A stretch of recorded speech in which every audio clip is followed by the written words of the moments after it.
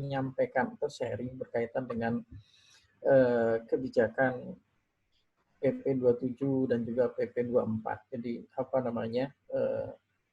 Sebenarnya PP 24 ini saya yakin Bapak Ibu sekalian pastilah sudah pernah baca, nggak mungkin enggak. Apalagi ini isinya, ini semua punya sertifikat KTP dan ATPA kan? Iya, Pak. Ya, artinya semua pasti bersinggungan dengan ketentuan peraturan perundangan itu.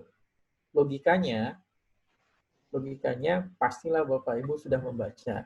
Nah, jadi sebenarnya nanti kita lebih apa namanya? Saya lebih banyak membuka ruang untuk kita diskusi lah mungkin ya, karena mungkin kalau terkait dengan bahan-bahan yang akan saya paparkan, peserta ini sudah dapat materinya belum? Materi paparan itu?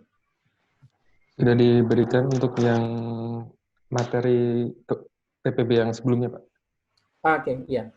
Kan bahan yang sama Ya. kan, bahan yang sama yang kita kita sampaikan. Jadi mungkin nanti saya nggak akan sampaikan detail satu persatu. Jadi ada poin-poin di materi itu yang kemudian perlu saya beri highlight, ya. Nah, nanti Bapak Ibu sekalian bisa mencermati yang lainnya sebagai bahan sebagai bahan untuk kemudian kita berdiskusi lah. Saya membatasi bahwa ruang diskusi kita adalah sesuai dengan materi yang kita bahas pagi ini saja. Soalnya kalau tidak kita beri boundary seperti itu, bisa kemana-mana diskusi ini. Ya. Jadi saya membatasi bahwa ruang diskusi kita adalah sesuai dengan boundary materi yang kita bicarakan pagi ini. Jadi terkait dengan PP 27 dan PP 24 2018. Khususnya apa? Khususnya yang berkaitan dengan mekanisme dan proses AMDAL dan izin lingkungan. Ya. Baik, kalau saya dapat informasi tadi dari Pak Barin selaku panitia, ini semua total ada 32 ya Pak Barin ya? Ya, betul Pak, 32 Pak. 32 terdiri dari KTPA dan ATPA, di mana data yang disampaikan di sharing ke saya, KTPA itu ada 11, ATPA ada 20. Ya. Berarti cuman ada satu 31, peserta ya? lagi ini Pak, pelatihan aja Pak, belum dapat sertifikat Pak.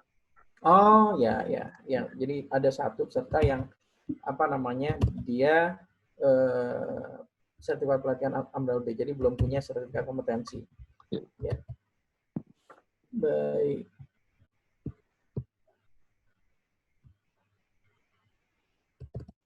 Baik, kalau gitu saya akan mulai saja. Saya akan share bahannya terlebih dahulu untuk tampilan. Sudah tampil belum Bapak Ibu? Lagi proses Pak, udah Pak. Ya, sudah tampil ya? Sudah. Oke.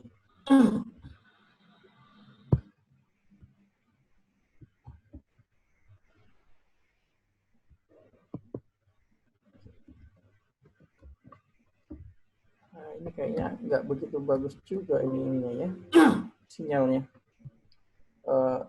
Kemarin saya juga di kantor ada masalah dengan sinyal, kayaknya ternyata di kantor saya pakai ada wifi yang pakai IndiHome. IndiHome ada Bapak Ibu yang pakai IndiHome juga. Masalah kemarin ya? Kemarin iya Pak, terputus untuk yang wifi. Putus ya, hari ini sudah baik ya.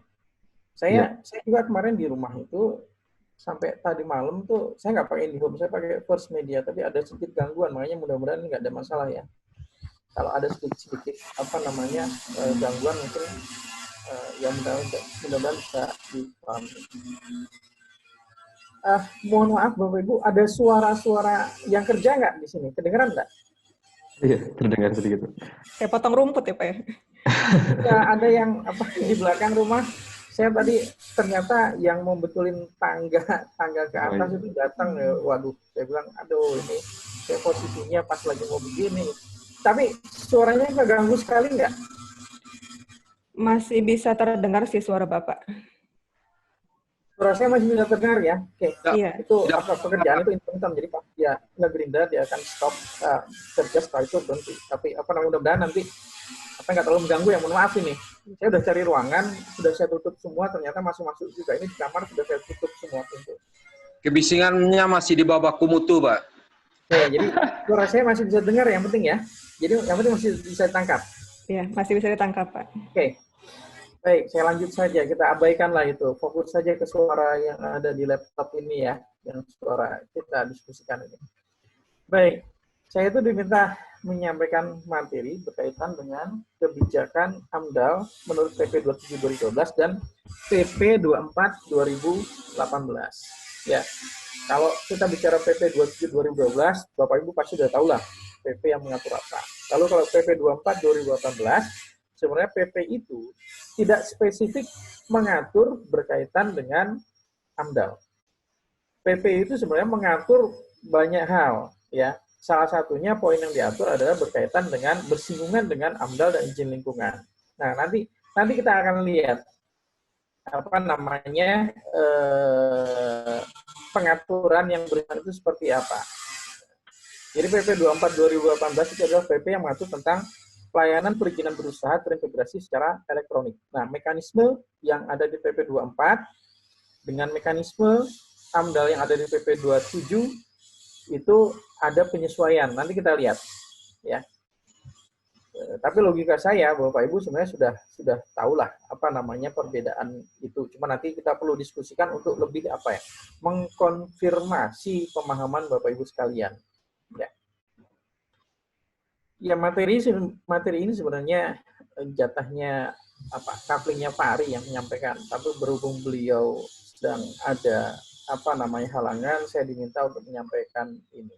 Jadi di sini tertulis memang seharusnya menyampaikan Pak Ari selaku direktur. Baik, saya lanjut. Nah, kira-kira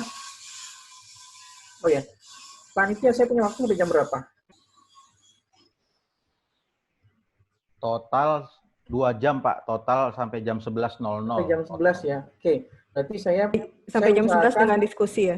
Saya usahakan maksimum mungkin mudah-mudahan tolong nanti saya diingatkan ya, jam 10-an saya akan sudahi. Jadi saya akan beri separuh waktunya untuk kita berdiskusi ya. Jadi tolong saya diingatkan nanti kalau mendekati jam 10. Iya. Baik. Jadi kira-kira topiknya ini yang akan saya paparkan. Gambaran umum yang berkaitan dengan perbedaan sistem izin lingkungan antara yang diatur di PP 24 2018 dan PP 27 2012 ya. Nah, nanti kita bisa lihat. Lalu implikasi penerapan OSS itu sendiri, lalu posisi PTSP dalam pemenuhan izin lingkungan itu seperti apa, karena banyak juga pertanyaan yang mempertanyakan, loh dengan adanya OSS, lalu posisi PTSP seperti apa, nanti kita lihat. Ya.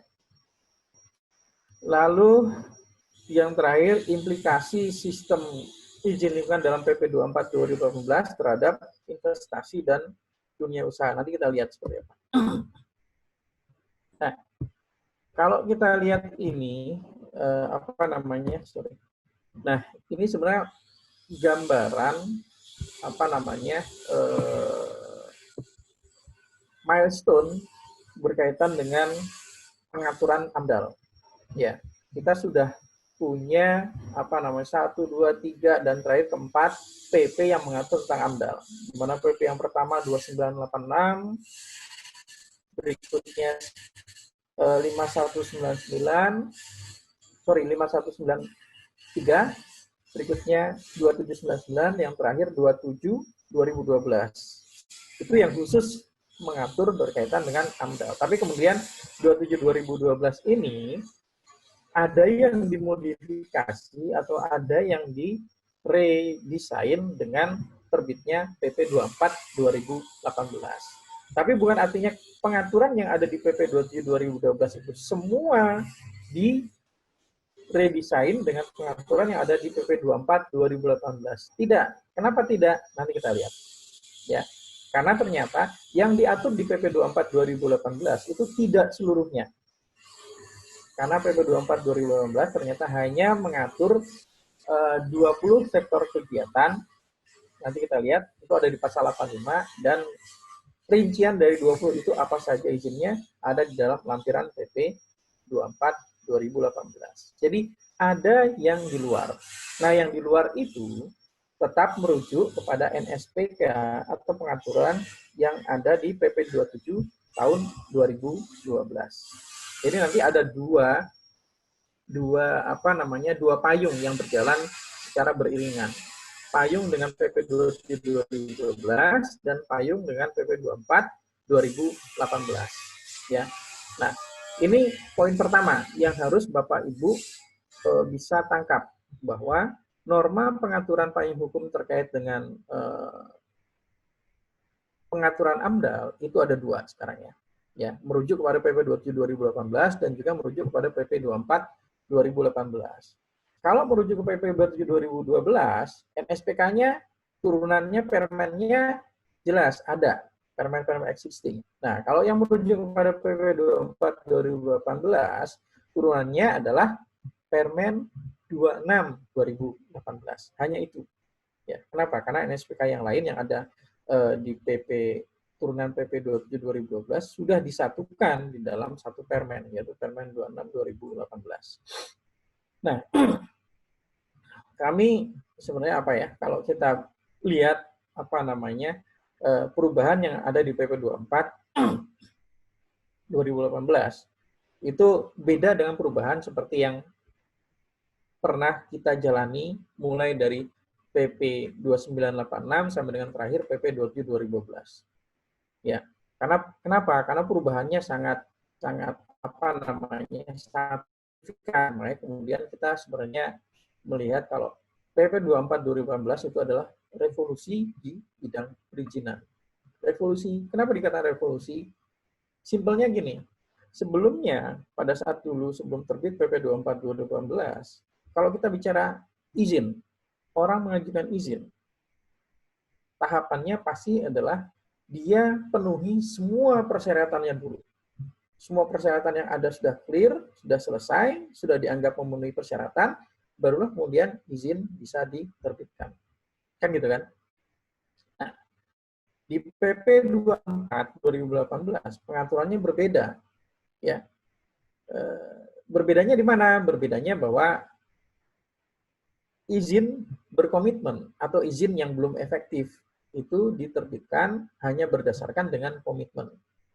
Jadi orang yang ingin mengajukan izin, cuman dia membuat komitmen dan dengan berdasarkan komitmen itu diterbitkanlah izin. Tapi izin itu adalah izin berkomitmen. Jadi sebenarnya juga belum bisa untuk melakukan kegiatan.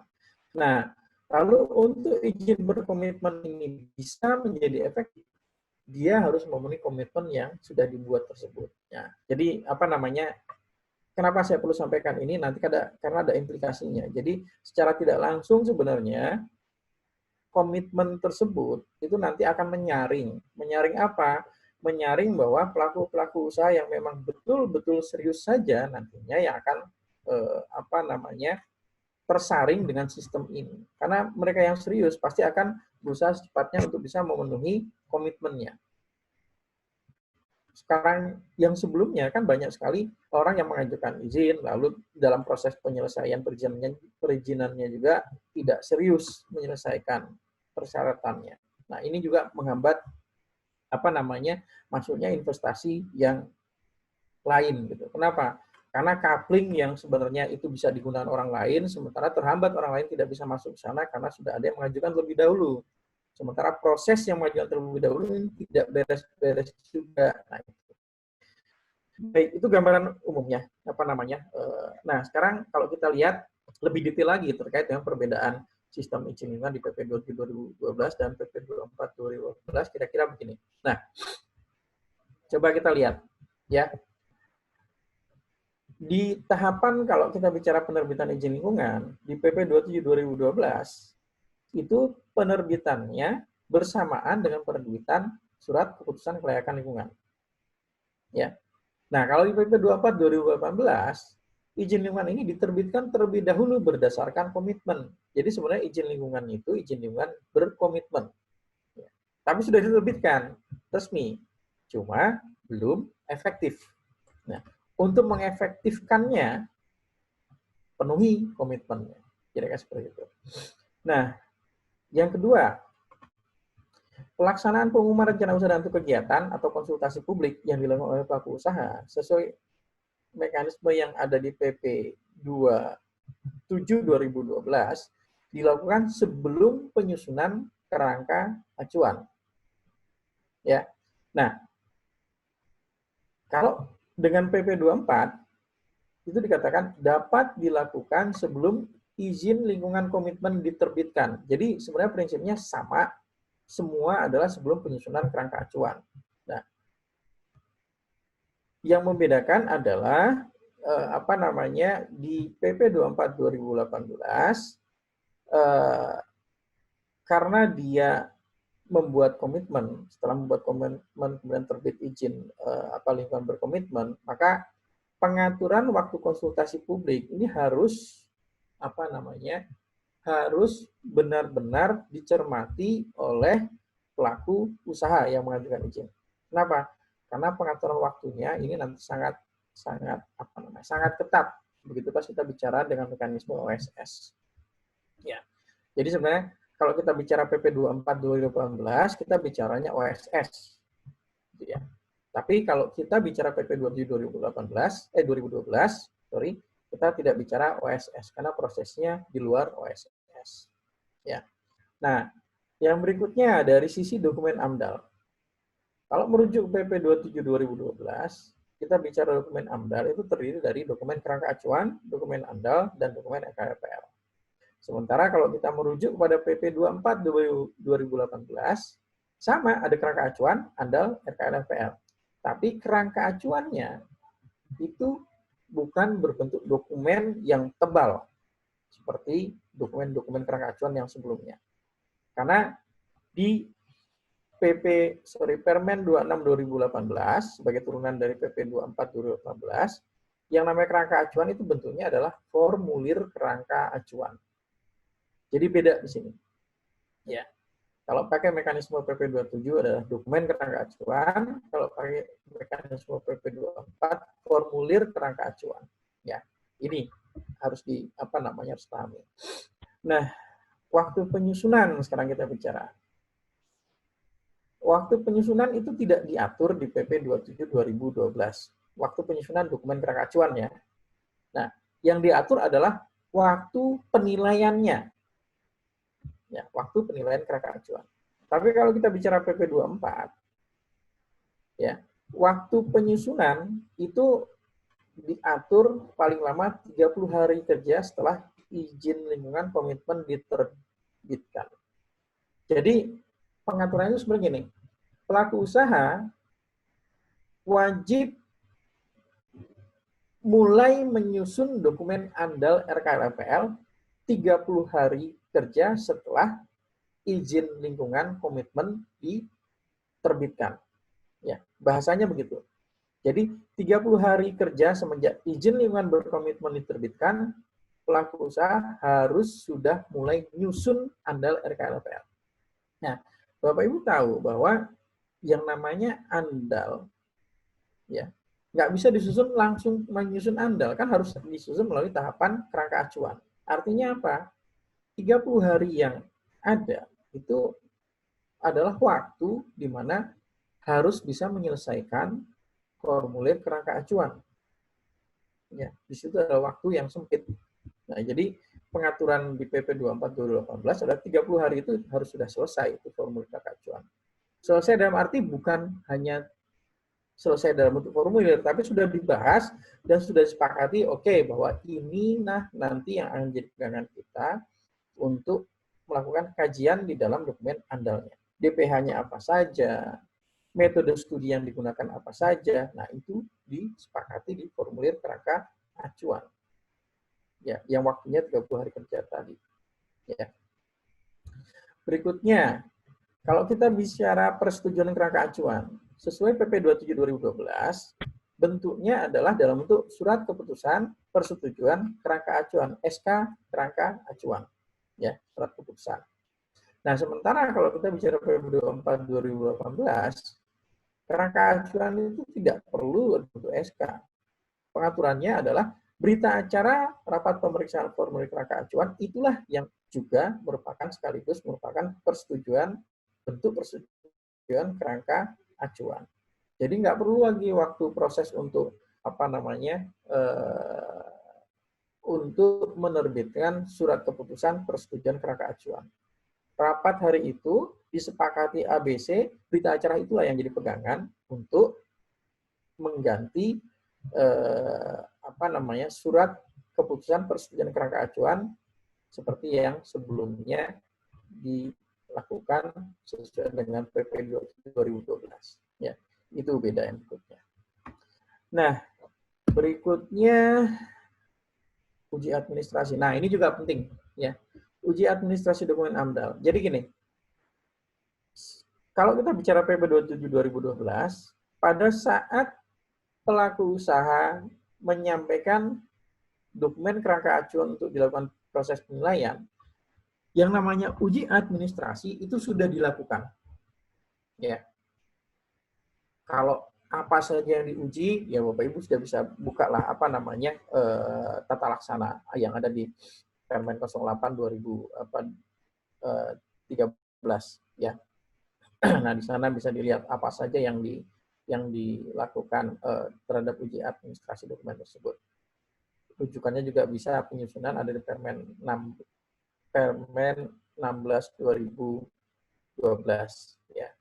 Nah, jadi kalau sesuai PP 27 2012, kerangka acuan kita sudah melakukan uji administrasi. Sementara kalau kita bicara PP 24 2018, yang namanya uji administrasi itu baru dilakukan nanti pada saat dokumen AMDAL RKR disampaikan untuk dimintakan proses penilaian. Ya. Jadi semua persyaratan yang harus dipenuhi secara administrasi harus dipenuhi pada saat AMDAL RKR disampaikan. Kalau dulu PP 27 2012 sebelum terbitnya PP 24 2018, pemeriksaan administrasi itu pada saat kerangka acuan diajukan. Jadi bedanya di situ ya. Nah, yang selebihnya permohonan izin lingkungan bisa dibaca. Waktu penyusunan dan penilaian, ini tidak jauh berbeda. Cuman yang membedakan gini, waktu penyusunan dan penilaian AMDAL. Kalau mekanisme PP 27 2012, tidak ada pengaturan waktu berapa lama menyusun AMDAL RKR RPL. Tidak diatur. Pengaturannya adalah sesuai dengan pengaturan kalau kerangka acuan misalnya sudah disepakati 1 Januari 2015. Begitu pas tanggal 2 Januari 2018, dokumen juga belum disusun, belum disampaikan, artinya apa? Kerangka acuan yang sudah disepakati menjadi kadaluarsa. Jadi 3 tahun kan batasnya. Nah, jadi sebenarnya secara tidak langsung, kalau PP 27 2012 memberikan waktu penyusunan dokumen AMDAL itu kurang lebih mungkin 3 tahun. Terjemahannya seperti itu. Nah, kalau kita bicara PP 24 2018, waktu penyusunan itu paling lama 180 hari kerja. Paling lama. Nah, sekarang saya coba kaitkan kenapa ada kriteria atau kategori AMDAL A, B, C seperti yang diatur di dalam Permen 38 2019. Nah, sebenarnya pengaturan kategori AMDAL A, B, C di Permen 38 2019 adalah kaitannya dengan ini. Ya, kaitannya dengan penyusunan untuk kegiatan-kegiatan yang prosesnya melalui sistem OSS. Jadi, kategori ABC yang diatur di Permen 38 2019 itu hanya berlaku sebenarnya untuk kegiatan-kegiatan atau untuk dokumen AMDAL yang prosesnya melalui OSS. Kalau dokumen AMDAL yang prosesnya tidak melalui OSS, dia tidak kena ketentuan yang pengaturan kategori ABC tadi. Kenapa? Karena pengaturan waktunya kan tidak diatur di PP 2012. Ya. Nah, jadi pengaturan ABC yang ada di Permen 38 2019 itu sebenarnya adalah untuk memberikan batasan waktu bagi penyusun atau pemakarsa untuk menyusun dokumen AMDAL. Di mana kalau kategorinya adalah kategori AMDAL A, dia punya waktu 180 hari kerja untuk nyusun AMDAL. Nggak boleh lebih. Kalau lebih, berarti dianggap dia tidak berhasil memenuhi komitmen waktu penyusunannya. Ya. Tidak berhasil memenuhi komitmen waktu, maka izin lingkungan yang sudah terbit, yang sebelumnya namanya izin lingkungan berkomitmen itu dicabut kembali. Nah, kalau izin lingkungan dicabut, artinya di sistem database OSS sudah tidak ada lagi proses itu. Jadi nanti kalau ada pertanyaan, misalnya, nah kalau sudah dicabut, bisa nggak nanti melanjutkan lagi? Ya bahasanya di sistem database saja sudah nggak ada, gimana mau dilanjut? Berarti kan harus dimasukkan lagi supaya tercatat di sistem, baru kemudian bisa berjalan. Artinya apa? Kalau begitu berarti kan ya proses awal lagi harus dilakukan. Ya. Nah, tadi yang A adalah 180 hari. Yang B, waktu penyusunan adalah 120 hari. Yang C, 60 hari. Nah, kira-kira seperti itu. Kenapa kemudian di Permen 38/2019 itu ada pengaturan ABC? Kenapa? Karena untuk mengatur ini, waktu penyusunan. Ya. Oke, selebihnya bisa dibaca lah. Ini yang 9-10-nya ya. Lalu, kalau kita bicara, tadi kita bicara untuk proses AMDAL, ya perbedaannya. Nah, kalau kita bicara berkaitan dengan UKLPL, kurang lebih bisa dibaca lah ini ya. Penerbitan izin lingkungannya tadi kurang lebih sama dengan yang AMDAL. Ya. Di mana kalau PP 27/2012 itu penerbitan izin lingkungannya bersamaan dengan penerbitan rekomendasi UKLPL. Tapi kalau di PP 24, dia diterbitkan terlebih dahulu berdasarkan komitmen. Ya. Nah, yang selebihnya bisa dibaca poin nomor 2, 3, 4, dan seterusnya. Saya tinggal punya waktu 30 menit nih. Baik. Nah, saya mau bicara berkaitan dengan sistem izin lingkungan dalam PP 2012. Jadi, saya mau sampaikan bagian ini deh.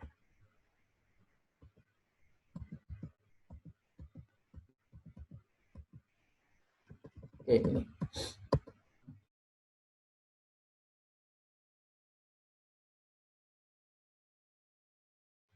Ya, sana nanti. Oke, kita bicara PP 27 dulu. Ya.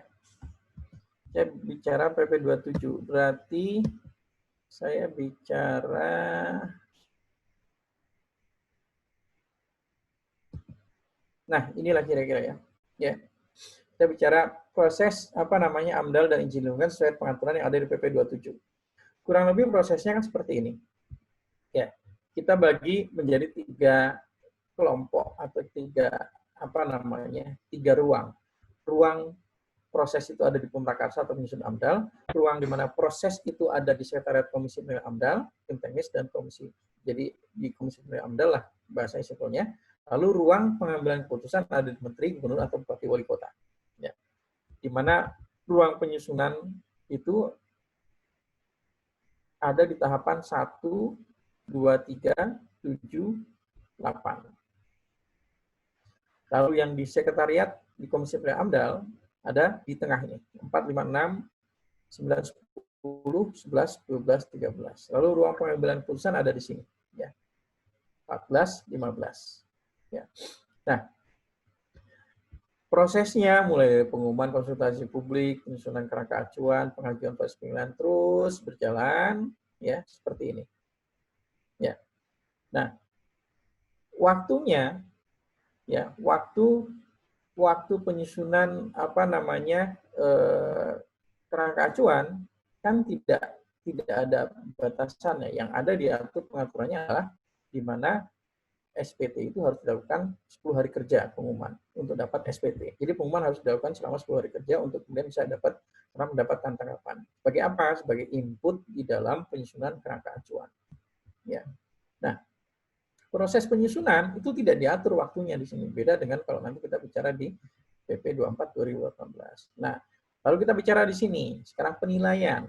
Nah, tadi saya katakan bahwa sesuai dengan rujukan PP 2012, yang dilakukan pengaturan waktu itu hanya proses penilaian kerangka acuannya. Apa mau bawa motor apa? 30 hari kerja, paling lama. Ya. Hah? 30 hari kerja ini juga harus diingat bahwa proses 30 hari kerja ini adalah hanya proses dokumen itu pada saat ada di Komisi Penilaian AMDAL. Proses di mana begitu pas dilakukan penilaian oleh tim teknis, ternyata harus ada yang diperbaiki di dalam dokumen kerangka acuannya. Nah, proses melakukan perbaikan itu di luar waktu 30 hari tadi. Jadi kalau perbaikannya mau waktu sebulan, 2 bulan, 3 bulan, ya itu di luar waktu 30 hari kerja. Ya. Nah, jadi waktu di mana prosesnya ada di pihak pemrakarsa atau penyusun itu tidak dihitung. Nah, lalu kalau kita bicara proses penilaian AMDAL EKLPL sendiri, itu adalah 75 hari kerja, termasuk di dalamnya adalah 10 hari kerja untuk SPT pengumuman. Ya. Nah, jadi sama seperti tadi kita bicara kerangka acuan. 75 hari kerja ini juga tidak termasuk proses di mana ada perbaikan terhadap dokumen yang dilakukan oleh pemrakarsa. Ya. Nah, kalau clear di sini masuk ke tahapan berikutnya. Jadi gambarannya silakan bisa cermati rangkaian proses penilaian AMDAL mulai dari nomor 1 sampai dengan 15. 15 itu adalah pengumuman izin lingkungan. Kalau izin lingkungannya diterbitkan. Artinya kalau dinyatakan layak secara lingkungan, kan otomatis kemudian juga izin lingkungannya. Ya. Kalau nggak layak, ya nggak akan terbit izin lingkungan. Baik, jadi ini gambaran untuk proses penilaian AMDAL bagi kegiatan yang sesuai dengan pengaturan PP 27 2012. Jadi yang di luar sistem OSS, kira-kira seperti ini. Ya. Nah, ini hanya breakdown-nya saja pengaturan waktu yang tadi ada 30 dan 75 itu tadi. Nah, berikutnya saya masuk ke proses untuk UKL-UPL. Ya. Ingat bahwa UKL-UPL itu berbeda dengan AMDAL. UKL-UPL bukan AMDAL mini. Ya. UKL-UPL itu bukan AMDAL mini. UKL-UPL itu tidak ada kajian. Kajian itu hanya ada di AMDAL. Ya. Nah, proses penilaian UKL-UPL itu berbeda dengan proses penilaian AMDAL. Makanya kemudian kalau di UKL-UPL kita menyebutnya sebenarnya bukan penilaian UKL-UPL, tapi kita menyebutnya sebagai pemeriksaan UKL-UPL. Dokumennya juga bukan bentuk dokumen sebenarnya, makanya dokumennya ada bentuk formulir UKL-UPL. Nah, itu harus dipahami. Yang berikutnya juga, tidak ada itu yang namanya pemeriksaan UKL-UPL dilakukan oleh tim teknis Komisi Penilaian AMDAL. Nggak ada kaitannya. AMDAL itu proses penilaiannya adalah oleh Komisi Penilaian AMDAL. Sementara kalau kita bicara UKL-UPL, pemeriksaannya oleh siapa? Itu adalah tupoksinya instansi lingkungan hidup dan berkoordinasi dengan instansi yang membidangi kegiatan yang diperiksa. Jadi tidak ada kaitannya dengan komisi kalau kita bicara UKL-UPL. Ya. Nah, jadi tahapannya simpel kalau kita bicara UKL-UPL. Ya. Jadi pengajuan UKL-UPL untuk dilakukan pemeriksaan, lalu dilakukan pemeriksaan administrasi, ya, lalu pengumuman dan permohonan izin lingkungan, karena pada saat pengajuan UKL-UPL itu bersamaan juga dengan pengajuan untuk diterbitkannya izin lingkungan. Jadi proses pemeriksaan berjalan, proses pengumuman penerbitan, proses pengumuman bahwa ada yang mengajukan permohonan izin lingkungan juga dilakukan.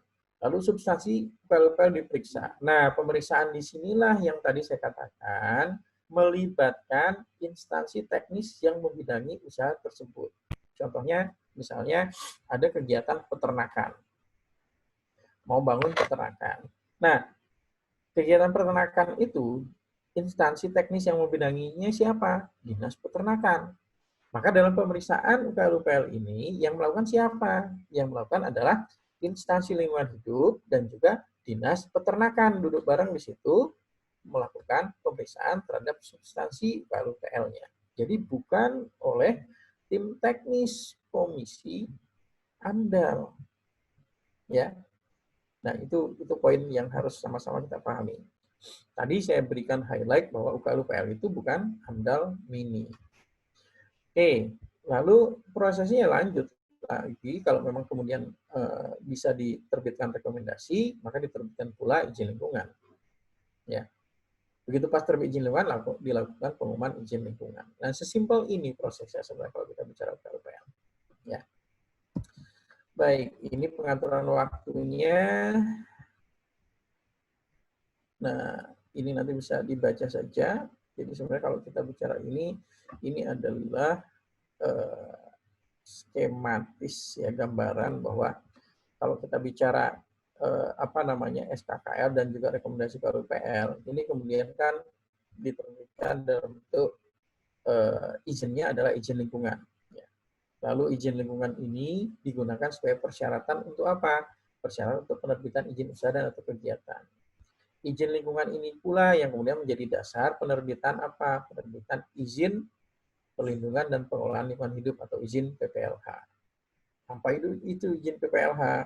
Ya, izin PPLH itu adalah izin yang diperlukan untuk tahap operasional kegiatan. Contohnya apa? Izin pembuangan limbah cair, izin pemanfaatan limbah B3. Nah, itu yang dikatakan sebagai izin PPLH. Kita lanjut saja. Ini juga saya lanjut. Ini sebenarnya kalau kita bicara integrasi, ada tantangan untuk melakukan integrasi izin PPLH untuk dimasukkan dalam izin lingkungan. Banyak tantangannya ya. Kenapa? Karena perbedaan kewenangan.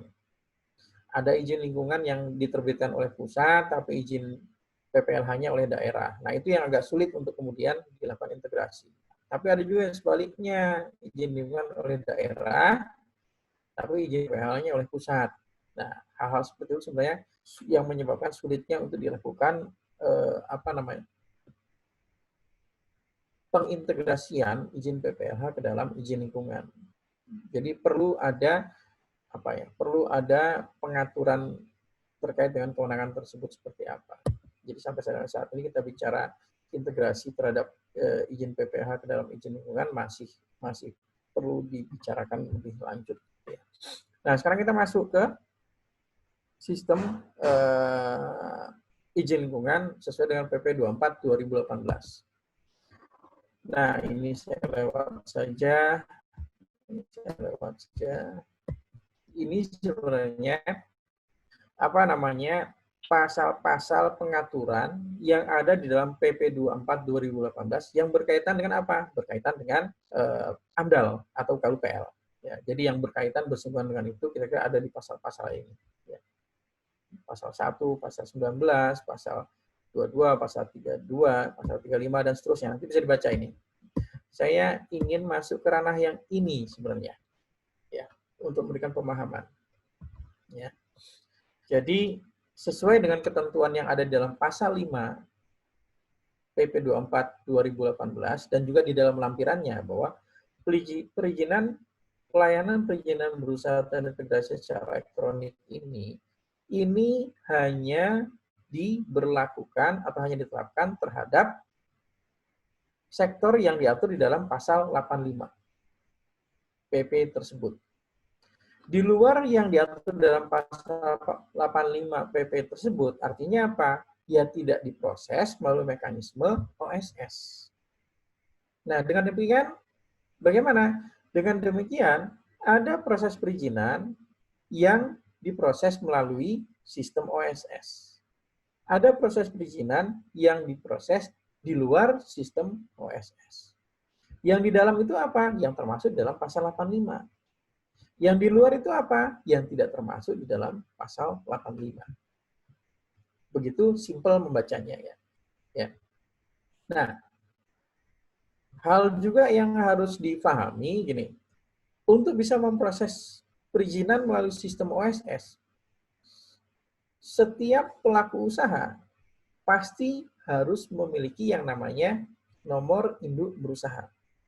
Ya. Tidak punya NIB, ya nggak akan mungkin bisa mengajukan izin melalui sistem OSS.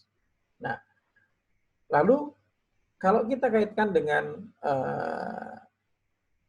kewajiban memiliki izin lingkungan, kewajiban memiliki izin lingkungan itu kan tidak hanya diberlakukan untuk kegiatan yang dilakukan oleh pelaku usaha, kegiatan-kegiatan yang dilakukan oleh pemerintah, seperti misalnya bangun jalan, bangun jembatan, dan yang sejenisnya, bangun bendungan, itu kan juga kegiatan yang harus punya izin lingkungan. Ya. Nah, kalau kita kaitkan dengan pengaturan di pasal 85, kan salah satunya adalah sektor lingkungan hidup. Nah, di sektor lingkungan hidup dan kehutanan itu ada yang namanya izin lingkungan. Nah, kalau orang hanya membaca, oh ini izin lingkungan masuk nih proses OSS, ya betul. Tapi kan kemudian kita harus lihat berikutnya, ada kegiatan-kegiatan di luar yang diatur di pasal 85 itu yang juga perlu izin lingkungan. Contohnya kegiatan apa? Kegiatan tambang, kegiatan migas. Itu enggak masuk dalam peraturan pasal 85. Tapi kegiatan tersebut tetap juga perlu izin lingkungan. Nah, artinya apa? Kalau kita bicara izin lingkungan itu ada yang diproses melalui sistem OSS dan ada yang diproses tidak melalui sistem OSS. Jadi terjemahannya begitu, membacanya begitu. Ya. Jadi jangan hanya berdasarkan ini ketentuan pasal 85 dan lampirannya menyebut izin lingkungan. Berarti izin lingkungan harus diproses melalui OSS dong. Betul. Tapi tidak semuanya. Ya, tidak semuanya. Nah, tidak semuanya untuk apa? Nah, kalau untuk kegiatan-kegiatan tambang, kegiatan migas yang tidak masuk dalam pengaturan pasal 85, kan tetap juga harus punya izin lingkungan. Nah, izin lingkungannya nggak akan mungkin bisa diproses melalui OSS. Kenapa? Karena kegiatan utamanya tidak diproses melalui OSS. Sama juga dengan kegiatan-kegiatan yang dilakukan oleh pemerintah. Ya. Pemerintah itu tidak akan mungkin punya NIB untuk bisa mengajukan izin di OSS. Nah, makanya kemudian kegiatan-kegiatan yang dilakukan oleh pemerintah dan juga kegiatan-kegiatan lain yang tidak diatur di dalam pasal 85, proses izin lingkungannya itu tidak diproses melalui sistem OSS. Dia diproses sesuai dengan mekanisme existing yang selama ini diatur sebelum adanya PP 24 2018. Nah, seperti itu pengaturan pembagiannya. Jadi harus kita bisa membedakan mana izin lingkungan yang bisa diproses, yang harus diproses melalui sistem OSS dan mana izin lingkungan yang prosesnya tidak melalui sistem OSS. Oke. Nah, ini yang tadi saya katakan. Di pasal 5 PP 24, sektor kegiatan yang diatur dan prosesnya melalui sistem OSS itu ada 20 sektor. Nomor 3, sektor lingkungan hidup dan kehutanan masuk. Nah, coba lihat di dalam lampiran pasal 85. Detailnya di sektor ketenagalistrikan itu apa saja yang masuk, lalu sektor pertanian apa saja yang masuk, itu ada di lampiran. Sama, sektor lingkungan hidup apa saja yang masuk, ada di dalam lampiran. Nah, di dalam lampiran, kalau kita baca di sektor lingkungan hidup, izin lingkungan itu termasuk yang prosesnya melalui OSS. Tapi, kalau kegiatan utamanya yang diperlukan untuk melakukan kegiatan itu tidak diproses melalui OSS, contohnya tadi kegiatan migas, kegiatan pertambangan, atau kegiatan sektor pertahanan, dan lain-lain ini, itu tidak diproses melalui OSS, maka izin lingkungannya juga tidak diproses melalui OSS. Begitu cara menerjemahkan, membacanya. Baik, saya lanjut saja, ini hanya penjelasannya saja. Nah, ini mekanismenya, kira-kira begini. Ya. Nah, mekanismenya adalah, kalau sebelumnya, tadi saya cerita di awal bahwa orang mengajukan izin, penuhi dulu semua persyaratan, lengkap, dinyatakan sah persyaratannya, baru kemudian izin terbit. Nah, dengan mekanisme PP 24 ini, pelaku usaha itu, dia hanya membuat pernyataan komitmen atau membuat komitmen. Nah, dengan komitmen yang dibuat itu, maka lembaga OSS ini, dia akan menerbitkan izin yang dimintakan oleh pelaku usaha. Kalau dia mengajukan izin lingkungan, maka dia membuat komitmen untuk penerbitan izin lingkungan. Apa itu komitmennya? Dia nanti akan melengkapi dengan AMDAL atau UKL, UPL.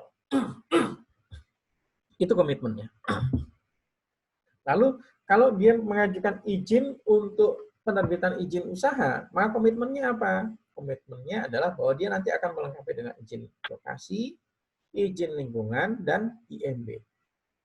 Nah, jadi pelaku usaha hanya membuat komitmen di sini, lalu dengan komitmen yang dibuat tersebut, lembaga OSS menerbitkan izin lingkungan. Lembaga OSS menerbitkan izin usaha. Ya. Nah, tapi ingat tadi saya katakan bahwa izin yang diterbitkan oleh lembaga OSS dengan berdasarkan komitmen tadi adalah izin lingkungan berdasarkan komitmen. Artinya, izin yang belum berlaku efektif. Izin itu akan berlaku efektif, artinya bisa melakukan kegiatan setelah komitmennya ini dipenuhi.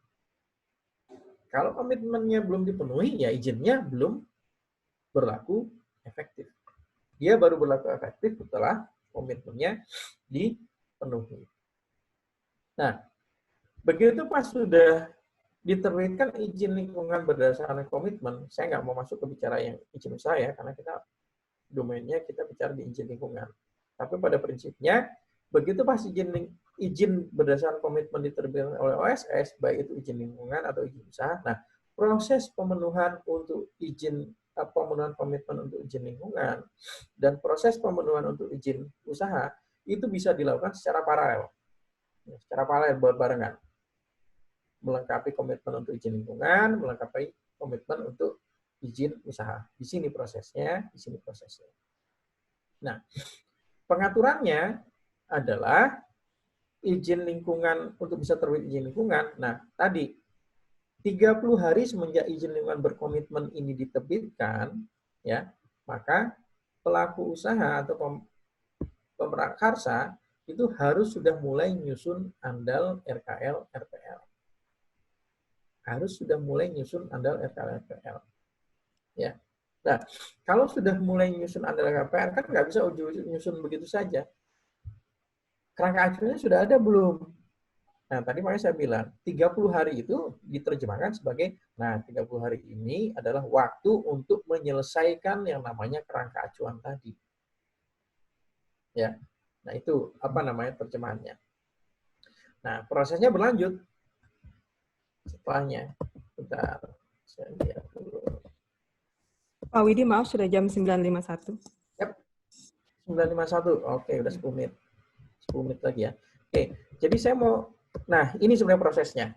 Ya, begitu pas prosesnya sudah diterbitkan izin lingkungan berdasarkan komitmen, maka kemudian proses yang dilakukan adalah ini.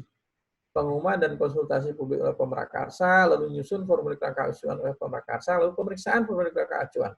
Nah, di sini inilah yang namanya 30 hari tadi.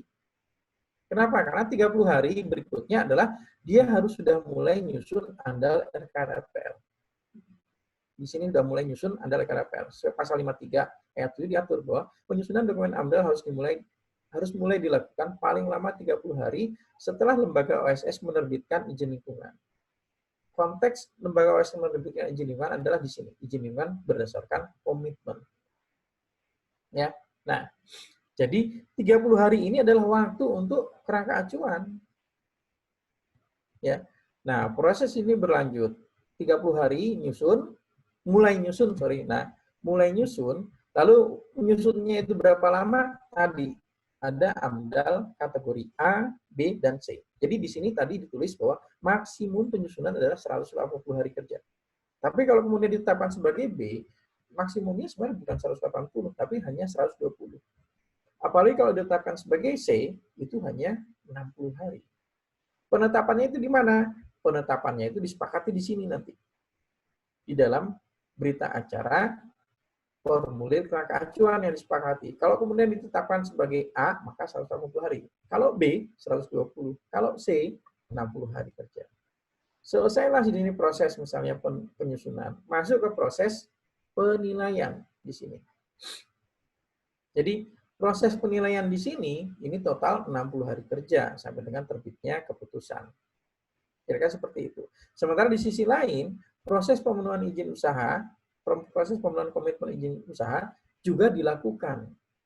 Jadi dengan mekanisme PP 24 2018, pelaku usaha ini memiliki dua beban yang harus diselesaikan. Menyelesaikan komitmen izin lingkungan dan juga dia menyelesaikan komitmen izin usaha.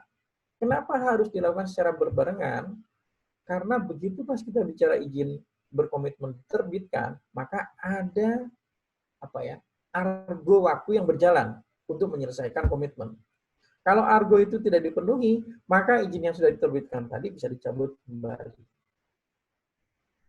Nah, tadi ini yang katakan, disinilah nanti akan tersaring pelaku usaha yang betul-betul serius ingin melakukan kegiatan usaha. Ya. Mereka yang tidak serius akan tersaring di sini. Tersaring dalam arti apa? Dia tidak berhasil memenuhi komitmen, akhirnya ya batal, izinnya dicabut kembali. Ya. Baik, ini nanti bisa dibaca saja. Ini adalah penjabaran dari waktu yang tadi, ya, yang 30 hari penyusunan kerangka acuan, lalu 180 hari penyusunan, 60 hari proses penilaian. 30 hari itu sebenarnya terbagi 20 hari untuk menyusun, 10 hari untuk proses pemeriksaan atau penilaiannya. Lalu 180 hari ini adalah waktu penyusunan maksimum. Bisa 120 hari maksimumnya, bisa 60 hari maksimumnya. Tergantung penetapan kategori AMDAL-nya. Ya. Lalu 60 hari kerja proses penilaian AMDAL KLP itu sebenarnya yang efektif dilakukan untuk proses penilaian dan perbaikan itu ada 50 hari kerja saja. Karena 5 hari kerja dipergunakan untuk penyusunan, katakanlah drafting keputusannya, lalu 5 hari kerja berikutnya untuk proses pengesahan administrasi penandatanganannya. Jadi ingat, 60 hari kerja di sini itu sudah termasuk proses penilaian dan juga proses perbaikan kalau memang ada perbaikan. Jadi nggak bisa lagi sekarang santai-santai, perbaikan entar-entar, nggak bisa. Begitu pas melebihi waktunya, ya akhirnya menjadi gagal memenuhi komitmen. Oke, nanti bisa dibaca ya, pelibatan masyarakat juga bisa dibaca di sini, ya. Nah, lalu ini kalau kita bicara UKLPL, sama sebenarnya kita bicara tadi AMDAL. Jadi kalau yang membedakan, kalau proses pemenuhan komitmen yang tadi sudah saya jelaskan itu adalah untuk AMDAL, sekarang ini proses pemenuhan komitmennya adalah untuk UKLPL karena dokumennya UKLPL. Waktunya juga berbeda, di mana 10 hari kerja setelah izin lingkungan berkomitmen itu diterbitkan, maka pelaku usaha harus sudah mengajukan UKLPL untuk dilakukan pemeriksaan. Ya, nggak boleh lebih dari 10 hari kerja. Nah, lalu 10 hari kerja ini, proses pemeriksaannya paling lama 5 hari kerja. Jadi 10 tambah 5 sudah 15. Kalau kemudian hasil pemeriksaan tidak ada yang perlu diperbaiki, maka kemudian masuk ke tahapan perumusan persetujuan rekomendasi. Tapi kalau ada perbaikan, dikasih waktu 5 hari kerja untuk dalam perbaikan. Ya. Logikanya, perbaikan yang disampaikan sudah betul dari hasil pemeriksaan. Nah, kemudian tinggal masuk ke proses rekomendasi. Seharusnya begitu. Jadi, prosesnya sebenarnya, kalau tidak ada perbaikan, 15 hari, tapi kalau ada perbaikan, bisa sampai 20 hari. Untuk kemudian terbit izin lingkungan yang definitif atau izin lingkungan yang sudah efektif berlaku. Ya. Nah, jadi seperti itu. Oke, ini adalah waktunya. Ya. Nah, lalu ini yang ingin saya sebentar. Oh, saya nggak masukkan ya. Jadi kalau terkait dengan peraturan perundangan, saya ingin Bapak Ibu bisa paham di sini, ya. Sorry, saya nggak ada yang nanti harusnya ada. Nah gini, ya. Jadi kalau Bapak Ibu proses izin lingkungannya itu melalui sistem OSS, maka rujukan yang digunakan Permennya adalah Permen 26 2018. Ya, Permen LHK nomor 26 2018. Jangan pakai rujukan Permen 16 2013, Permen 17 2012, 16 2012, Permen 17 2012, Permen 8 2013, jangan. Tapi gunakan Permen 26 2018. Nah, permen-permen yang tadi saya sebutkan, Permen 16 2012, Permen 17 8/2013 ya, itu adalah permen yang digunakan untuk kegiatan yang di luar OSS prosesnya. Beda kan? Kalau tadi kita bicara kerangka acuan saya sudah beda. Jadi kalau yang sistem OSS bicaranya adalah formulir kerangka acuan. Tapi kalau yang di luar OSS masih kita bicara dokumen kerangka acuan. Beda di situ ya. Nah, jadi jangan sampai salah. Bapak Ibu nyusun dengan mekanisme OSS atau PP24. Tapi di sini kemudian nyusun pakai dokumen kerangka acuan yang tebal. Ya beda. Ya, nah itu jadi jangan sampai salah. Jadi kalau pakai OSS ya pakai 26/2018. Kalau yang non OSS ya pakai 16/2012, 17/2012, 08/2013. Itu rujukan yang digunakan, ya. Jangan sampai tercampur-campur. Baik, saya lanjut. Nah, ini udah injury time. Oke.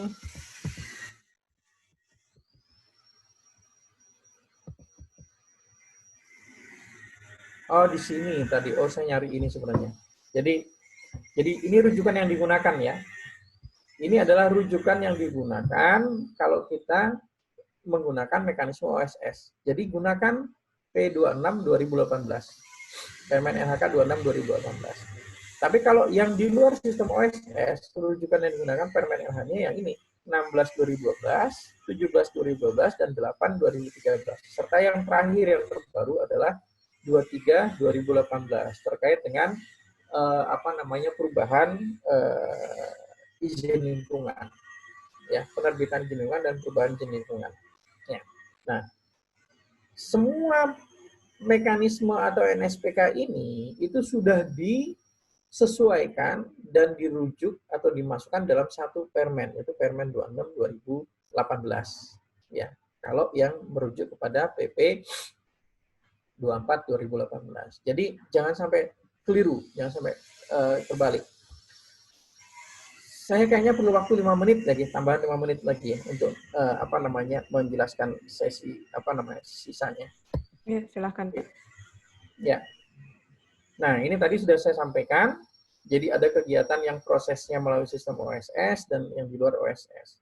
Sekali lagi, kalau pemrakarsa itu pemerintah, jangan pernah kita mengatakan bahwa itu diproses melalui OSS. Dia pasti diproses melalui di luar sistem OSS. Karena pemerintah tidak punya yang namanya nomor induk berusaha. Tidak punya nomor induk berusaha, tidak akan mungkin bisa melakukan proses melalui sistem OSS. Prinsipnya gitu. Oke. Lalu ini sebenarnya mekanisme perubahan izin lingkungan, ya, nanti bisa dilihat. Jadi kalau kita bicara perubahan izin lingkungan itu kriterianya kan ada 1, 2, 3, 4, 5. Perubahan kepemilikan, perubahan pengelolaan pemantauan, perubahan yang berpengaruh dan seterusnya. Nah, kalau 5 hal ini dilakukan, maka harus dilakukan perubahan izin lingkungan. Nah, pada saat kita bicara perubahan izin lingkungan, lalu lihat di sini. Ada perubahan izin lingkungan yang dilakukan dengan melalui penyusunan dokumen lingkungan hidup. Ada perubahan izin lingkungan yang dilakukan tanpa melalui proses penyusunan dokumen lingkungan hidup. Nah, kalau kita lihat di sini misalnya, perubahan izin lingkungan yang dilakukan tanpa melalui penyusunan dokumen lingkungan hidup, ini warnanya biru. Nah, perubahan yang seperti apa yang tidak perlu melakukan penyusunan dokumen lingkungan hidup? Perubahan yang nomor 1 dan 2. Ya. Perubahan pemilikan, perubahan pengelolaan, pemantauan. Nah, kalau perubahan yang konteks seperti ini, itu adalah perubahan yang tidak perlu, perubahan izin lingkungan yang tidak perlu melakukan penyusunan dokumen lingkungan hidup. Tapi kalau perubahannya kategori 3, 4, 5 ini, maka perubahannya harus dilakukan dengan melengkapi dokumen lingkungan. Kalau dokumen sebelumnya adalah dokumen AMDAL, maka perubahan dalam melakukan perubahan izin lingkungan, dia bisa melengkapi dengan dokumen AMDAL baru atau dengan adendum AMDAL UKLPL. Tapi kalau dokumen sebelumnya UKLPL, praktis ya menyusun UKL-UKL baru untuk pengembangannya.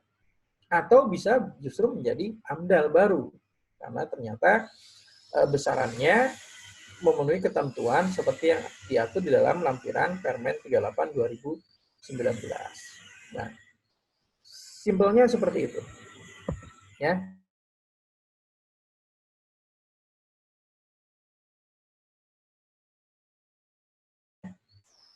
Dokumen, kalau kita mau perubahan izin lingkungan nanti bisa dibaca, ya. Lalu ini adalah apa namanya muatan dokumennya, ya. Nah, sedikit saya mau bicara berkaitan dengan apa namanya berkaitan dengan RKL LPR rinci dalam kawasan industri. Ya. Jadi kalau kita bicara RKL LPR rinci, pelaku usaha atau tenan yang ada di dalam kawasan industri, ya, dia itu kewajiban dokumennya bukan dokumen UKL-UPL. Sesuai dengan ketentuan yang diatur di PP 24 2018, maka kegiatan-kegiatan tersebut itu diwajibkan membuat RKL-LPL rinci dengan menggunakan RKL-LPL kawasan industri sebagai rujukannya. Ya. Nah, pengaturannya seperti apa, nyusunnya seperti apa, lalu persetujuannya seperti apa, itu sudah diatur di dalam Peraturan Menteri Perindustrian nomor P01 tahun 2020. Ingat, ini khusus mengatur terkait dengan kawasan industri. Jadi RKL-LPL rinci khusus untuk kawasan industri. Ya, nanti Bapak Ibu silahkan melihat isinya seperti apa, mekanismenya seperti apa, bisa dibuka Permen Perindustrian nomor 1 tahun 2020. Ini baru. Ya. Baru. Jadi ke depan untuk kegiatan-kegiatan yang ada di dalam kawasan industri, dia tidak diminta untuk menyusun UKL-UPL, tapi nyusunnya RKL-LPL rinci. Kegiatan-kegiatan yang ada di dalam kawasan industri tidak lagi diwajibkan untuk memiliki izin lingkungan. Kenapa? Karena izin lingkungannya sudah menjadi satu kesatuan dengan izin lingkungan yang dimiliki oleh kawasan. Ya, makanya kemudian tidak diminta untuk menyusun UKL-UPL. Kalau dia menyusun UKL-UPL, pasti kan nanti akan terbit izin lingkungan. Nah, konsepnya kawasan industri itu hanya ada satu izin lingkungan. Jadi pengelola yang bertanggung jawab. Nah, tenan-tenan yang ada di dalam itu diminta untuk menyusun RKL-LPL rinci. Ya. Nah, mekanismenya silakan dibuka di Permen 1, Permen Perindustrian nomor 1 tahun 2020. Ya. Ini apa namanya? Silakan dibaca nanti. Ini adalah mekanismenya seperti apa, ya. Jadi ada perusahaan industri atau tenan, lalu ada tim pemeriksa, ini adalah tim yang dibentuk oleh si kawasan industri atau perusahaan kawasan industri. Jadi sebenarnya kalau kita bicara RKL-LPL rinci yang ada dalam kawasan industri, itu prosesnya itu oleh pengelola kawasan. Ya, tidak lagi kita bicara proses UKL-UPL seperti sebelumnya. Nanti bisa dibaca ya, lanjut saja. Nah, ini saya sedikit tadi menyinggung di mana sih posisi PTSP terkait dengan sistem OSS ini. PTSP itu masih tetap berfungsi. Kenapa? Karena sebenarnya proses pemenuhan komitmen itu, prosesnya nanti masuk melalui PTSP. Baik itu di pusat, di provinsi, maupun kabupaten kota. Kan izin lingkungan itu, kewenangannya tetap. Ada di menteri, ada di gubernur, ada di bupati, wali kota. Nah, begitu pas pelaku usaha mendapatkan izin lingkungan berdasarkan komitmen melalui OSS, kan pemenuhan komitmennya itu dilakukan melalui baik itu di pusat, di provinsi, maupun di kabupaten kota. Nah, prosesnya pasti melalui PTSP, di mana dimasukkan melalui PTSP, lalu PTSP ke instansi teknis yang memproses, proses dilakukan, keputusannya lalu nanti terbit lagi melalui PTSP. Nah, kemudian PTSP mengupload, menotifikasi ke lembaga OSS bahwa ini sudah diterbitkan surat keputusan kelayakan lingkungan hidupnya atau sudah diterbitkan rekomendasi PLPL-nya. Kemudian lembaga OSS menerbitkan izin lingkungan yang definitif atau izin lingkungan yang berlaku efektif. Jadi posisi PTSP tetap ada. Ya. Nah, ini gambarannya. Nah, ini sama, kalau ini karena hanya bicara, kalau tadi sini saya bicara pemenuhan komitmen izin lingkungan dengan dokumen AMDAL, kalau di sini adalah pemenuhan komitmen izin lingkungan dengan formulir UKUPL. Ya.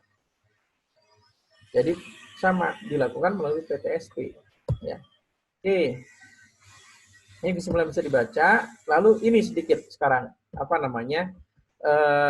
implikasi terhadap sistem izin lingkungan dalam PP 24 2018 terhadap investasi dan dunia usaha. Sesuai dengan judulnya, materi yang diminta untuk saya sampaikan. Jadi gini, kelebihannya adalah transparansi. Ya.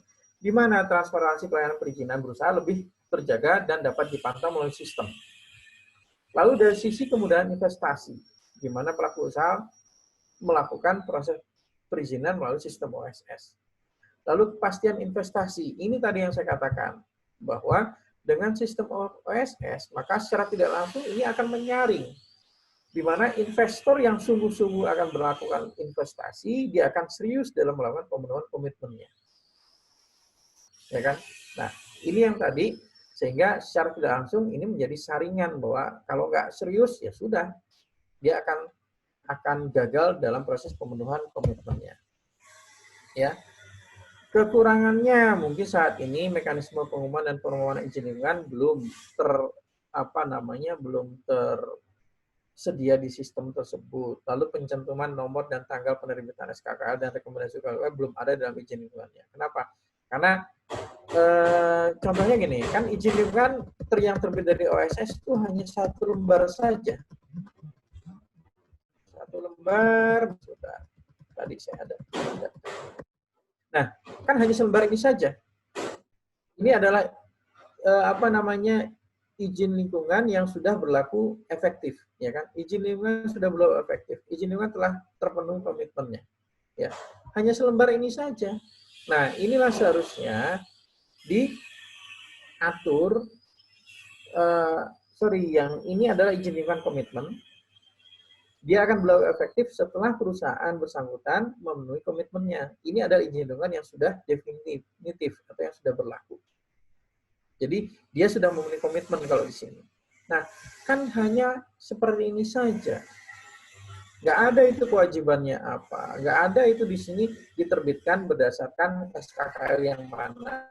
Yang saya katakan kekurangannya. Nah, dalam perkembangannya, inilah yang kemudian harus diperbaiki atau disempurnakan di dalam sistem OSS-nya. Baik, berikutnya saya kembali lagi.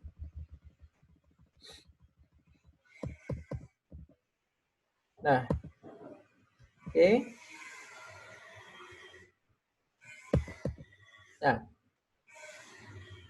Nah, ini juga banyak pertanyaan yang ditanyakan. Bagaimana apabila izin lingkungan berkomitmennya sudah berakhir, sementara proses dokumen lingkungan belum selesai? Maksudnya apa ini? Izin lingkungan komitmen sudah berakhir? Artinya komitmen waktunya sudah terlampaui, sementara proses penyusunan dokumen lingkungannya belum selesai. Yang namanya sistem itu berbeda dengan proses manual. Yang namanya sistem, begitu pas dia di-set bahwa nanti ini harus terpenuhi komitmennya dalam waktu 60 hari misalnya, dalam waktu 30 hari, dalam waktu sekian bulan. Nah, sistem secara otomatis apabila tenggat waktunya sampai dan belum terpenuhi, maka dia secara otomatis akan menyatakan bahwa pelaku usaha tidak berhasil memenuhi komitmennya. Kalau tidak berhasil memenuhi komitmen, maka kemudian sistem akan menghapus proses permohonan yang ada dalam database. Ya, artinya begitu pas dihapus, tidak berhasil memenuhi komitmen, dihapus, artinya ya tidak bisa lagi proses bisa berjalan melalui sistem OSS. Kalau mau dilanjutkan, nggak bisa namanya proses dilanjut. Dia harus diproses ulang lagi, masukkan dulu datanya ke database, baru kemudian bisa diproses lagi. Artinya berproses dari awal kembali. Nah, makanya jangan sampai Bapak Ibu yang melakukan proses pemenuhan komitmen, gagal memenuhi komitmen. Kenapa? Karena prosesnya akan berulang lagi dari awal. Nah, ini merupakan catatan-catatan saja dulu pada saat awal-awal terbitnya PP 24 2018, kita mencoba mengklopkan dengan ketentuan yang ada dan realita yang ada di dalam sistem OSS. Ini loh ketentuan yang diatur dalam Permen 26 2018, ini loh yang ada dalam sistem OSS yang ada. Ternyata masih jomplang. Jomplang dulu dalam arti apa? Sistem OSS belum bisa mengakomodir norma pengaturan yang ada di dalam Permen 26 2018, di mana norma yang diatur dalam Permen 26 2018 itu adalah sudah sejalan dengan norma yang ada di dalam PP 24 2018. Nah, artinya apa? Sistemnya masih belum sempurna, sistem OSS itu. Nah, ini bisa dibaca nanti yang lainnya, Nah, kira-kira mungkin itu, hal-hal yang perlu saya sampaikan sebagai sebagai pemicu, sebagai trigger kepada Bapak Ibu sekalian untuk kemudian kita bisa lakukan diskusi lebih lanjut. Ya. Iya. Baik. Saya sebenarnya sudah lebih 15 menit nih dari rencana yang tadi harusnya jam 10 saya selesaikan. Oke, tapi saya perlu memberikan highlight terlebih dahulu. Baik, selanjutnya saya kembalikan ke Ibu moderator untuk kemudian ya kita bisa masuk ke sesi berikutnya, sesi tanya jawab. Saya kembalikan, silakan. Ya, baik. Terima kasih Pak Widi. Jadi ada beberapa pertanyaan dari peserta, tapi saya coba saya coba prioritaskan beberapa pertanyaan yang betul-betul terkait dengan PP 27 dan 24 dulu. Mohon izin, sebentar Bu ya. Saya mau ambil itu dulu deh, earphone dulu. Earphone. Oke, baik Pak. Kami tunggu. Jadi sambil Pak Widi mengambil earphone, jadi perlu saya sampaikan dulu ke peserta. Jadi ada beberapa pertanyaan, tapi saya prioritaskan untuk pertanyaan yang betul-betul terkait langsung dengan PP 27 dan PP 24, karena di sini ada beberapa pertanyaan yang lebih menjurus ke Permen LHK 26 dan Permen LHK 38 ya. Jadi kita prioritaskan dulu ke yang PP 27 dan PP 24 sesuai tadi pertanyaan sesuai dari yang disampaikan Pak Widi di awal supaya dibatasi gitu.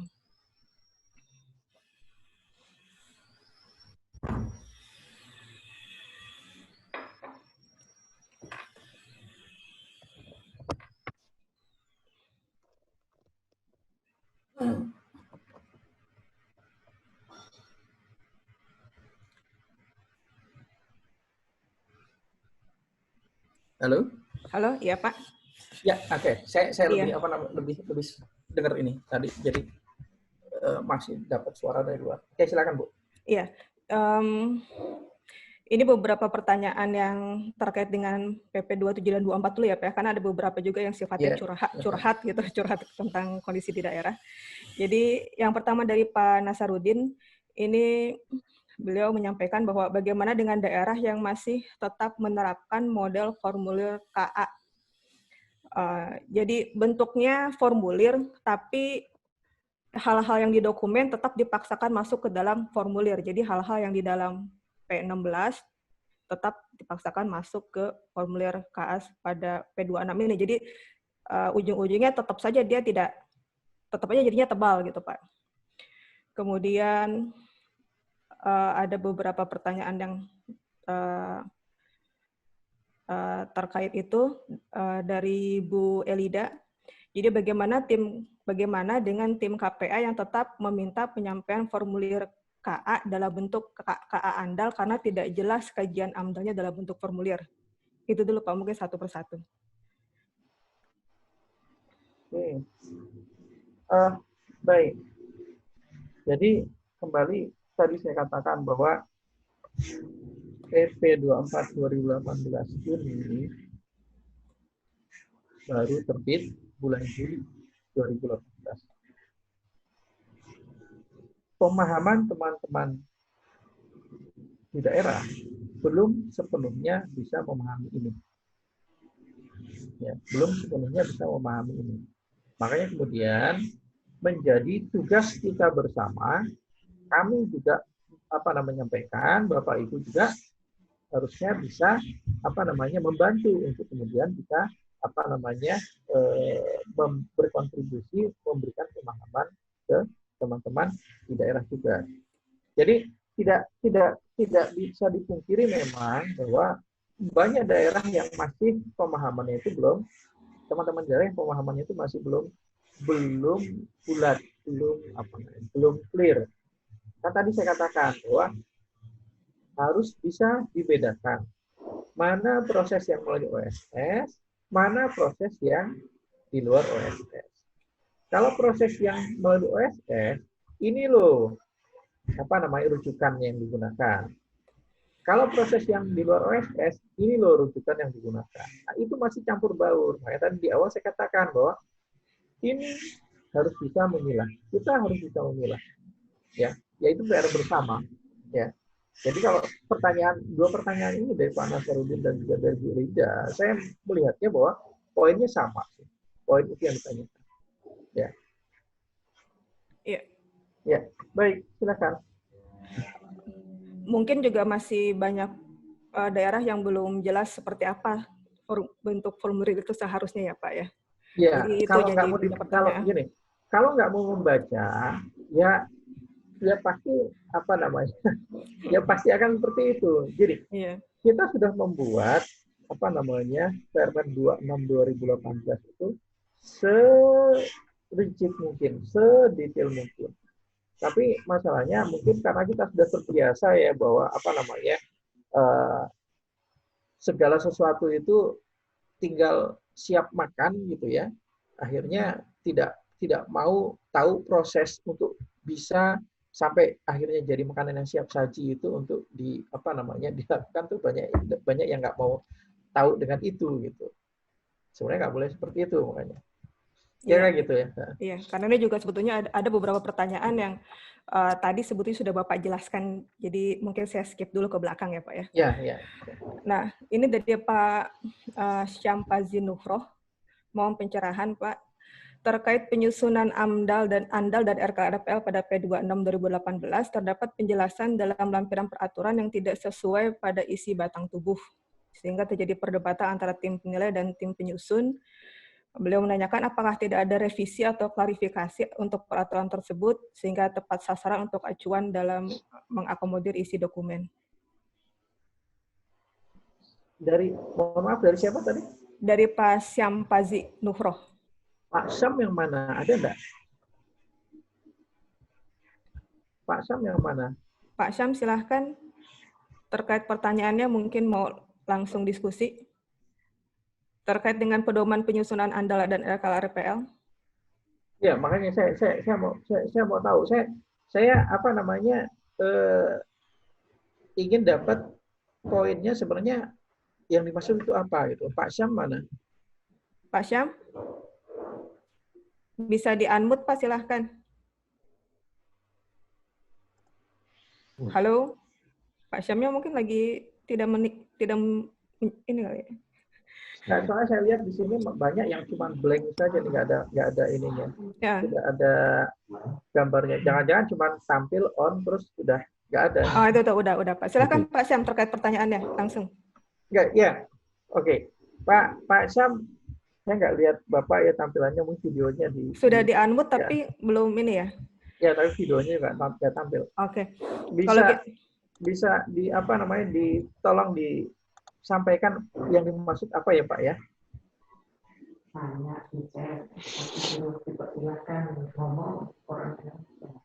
Nggak ada ya. Kalau gitu kita lanjut ke pertanyaan berikutnya. Nah, pertanyaan sebenarnya panjang. Sebetulnya ini ada banyak pertanyaan yang terkait dengan UKL-UPL juga. Nah, tapi nggak apa-apa lah ya kita sampaikan di sini karena PP 24 juga mencakup tentang UKL-UPL. Jadi dari Pak Andi Yusuf, apakah instansi yang terlibat dalam DLH bisa banyak dalam pemeriksaan UKL-UPL? Jadi misalnya kalau kegiatannya itu di laut, jadi dilibatkan juga ke SOP, Dishub, dan DKP. Apakah tim pemeriksanya bisa dari luar DLH itu bisa semua instansi di atas tersebut, Pak? Itu Pak Andi Yusuf menanyakan. Kemudian pertanyaan yang kedua, ada dokumen AMDAL yang disusun setelah terbitnya Permen LHK 38 2019. Tapi dia masih belum mengacu ke kriteria AMDAL ABC itu, apakah bisa seperti itu?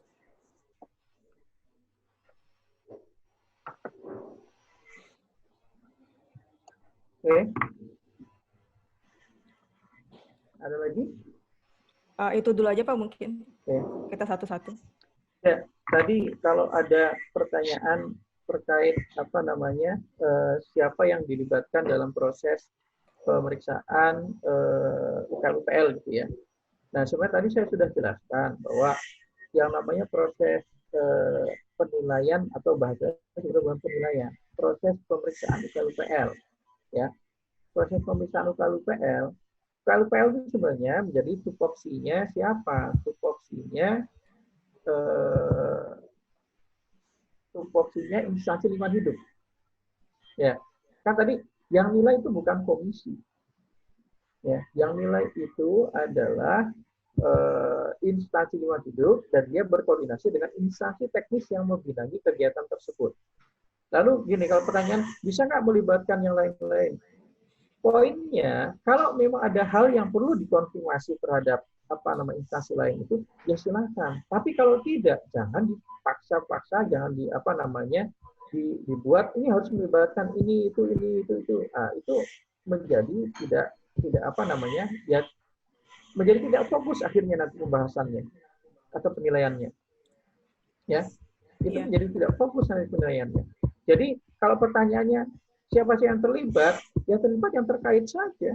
Kalau nggak terkait, ya jangan nggak perlu dilibatkan. Kenapa? Nanti karena prosesnya menjadi kemana-mana. Iya. Menjadi membicarakan hal-hal yang sebenarnya tidak masuk domain yang harus dibicarakan. Iya, kemudian ini juga ada hal terkait dari Pak Sumarno menyampaikan bahwa terkait dengan pemeriksaan UKL-UPL ini ada di daerah yang juga mengundang masyarakat untuk pemeriksaan UKL-UPL dengan alasan sekalian sosialisasi masalah CSR dan tenaga kerja. Ini yang kemudian sebenarnya saya prematur bicara ini. Penerjemahan dari ketentuan peraturan perundangan yang ada saat ini menyebabkan banyak daerah yang berimprovisasi dengan berbagai justifikasi, membuat inovasi-inovasi, membuat terobosan-terobosan menurut mereka terobosan dalam proses penilaian maupun pemeriksaan UKL. Ya, inilah yang ke depan mau kita seragamkan, mau kita standarkan. Nah, ini mekanisme ke depan nantinya. Saya belum ingin untuk membuka ini di sini. Itu nanti kita rumuskan. Jadi ke depannya nanti nggak ada lagi tuh daerah membuat improvisasi, membuat inovasi terobosan ini campur dengan ini proses ini nggak ada lagi. Karena nanti semua penilaian, semua proses itu akan di bawah pantauan, di bawah pengawasan pusat. Ya, mekanisme nanti sedang kita susun. Ya. Oke, berarti nanti ada penyeragaman untuk pemeriksaan UKL ya Pak ya? Bukan hanya kita bicara UKL. Jadi kalau kita bicara saya cuma buka sedikit saja, tapi saya nggak mau masuk. Sekarang kan sedang dibahas Omnibus Law. Omnibus Law itu merubah 79 undang-undang, di mana salah satu undang-undangnya adalah Undang-Undang 32/2009. Nah, ketentuan yang mengatur terkait izin lingkungan, AMDAL, UKL itu termasuk bagian yang dilakukan revisi melalui RUU Cipta Kerja nanti ke depan. Nah, itulah nanti kita atur kita buat pengaturan ulang aturan mainnya seperti apa nanti di sana. Ya, jadi ke depannya tidak ada lagi yang tadi daerah sini bicara proses penilaian begini, daerah mana bicara begini, enggak. Semua nanti akan standar. Ya. Ya, baik. Ya, satu lagi tadi ya yang menanyakan bahwa sebelum terbitnya Permen 38 sudah dilakukan proses penyusunan AMDAL gitu ya. Penyusunan AMDAL. Lalu gimana? Kan seperti itu. Nah, tadi saya bilang, kalau Bapak Ibu atau kita semua membaca peraturan itu, bahkan mungkin tidak membaca, hanya katanya ngatur begini ya, saya ngatur gini ya, dan tidak membaca, ya akhirnya hal yang sebenarnya sudah diatur dalam ketentuan peraturan itu menjadi sesuatu yang kok nggak, saya belum tahu nih, saya harus tanya nih. Sebenarnya kalau Bapak Ibu baca secara jelas, ya, P38 itu sudah jelas, sudah ada pengaturannya itu. Di pasal 25 sudah ngatur itu kan, ketentuan peralihan, bahwa pada saat peraturan pemerintah ini berlaku, rencana usaha atau kegiatan yang sedang dilakukan penilaian AMDAL-nya dan belum diterbitkan keputusan kelayakan lingkungan hidup oleh Menteri, Gubernur, Bupati, Wali Kota sesuai kewenangannya, diproses dengan menggunakan ketentuan peraturan Menteri Lingkungan Hidup nomor 5 tahun 2012. Enggak, itu kalau ya. ini. Artinya apa?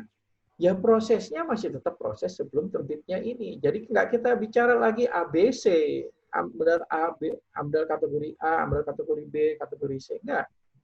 Permen 5 kan nggak ngatur kategori AMDAL ABC. Jadi nggak usah pusing-pusing dengan itu. Ya, sudah jelas itu ketentuan peraturannya. Jika AMDAL-nya justru setelah terbitnya Permen LHK nomor 38 2019 ini disusun, bukan sebelum terbitnya itu, Pak, tapi masih memakai kriteria permen yang lama, Pak. Itu, Pak. Gimana, Pak? Dan jelas nggak, Pak, di pasal 25 ini? Bapak menerjemahkannya gimana? Ya.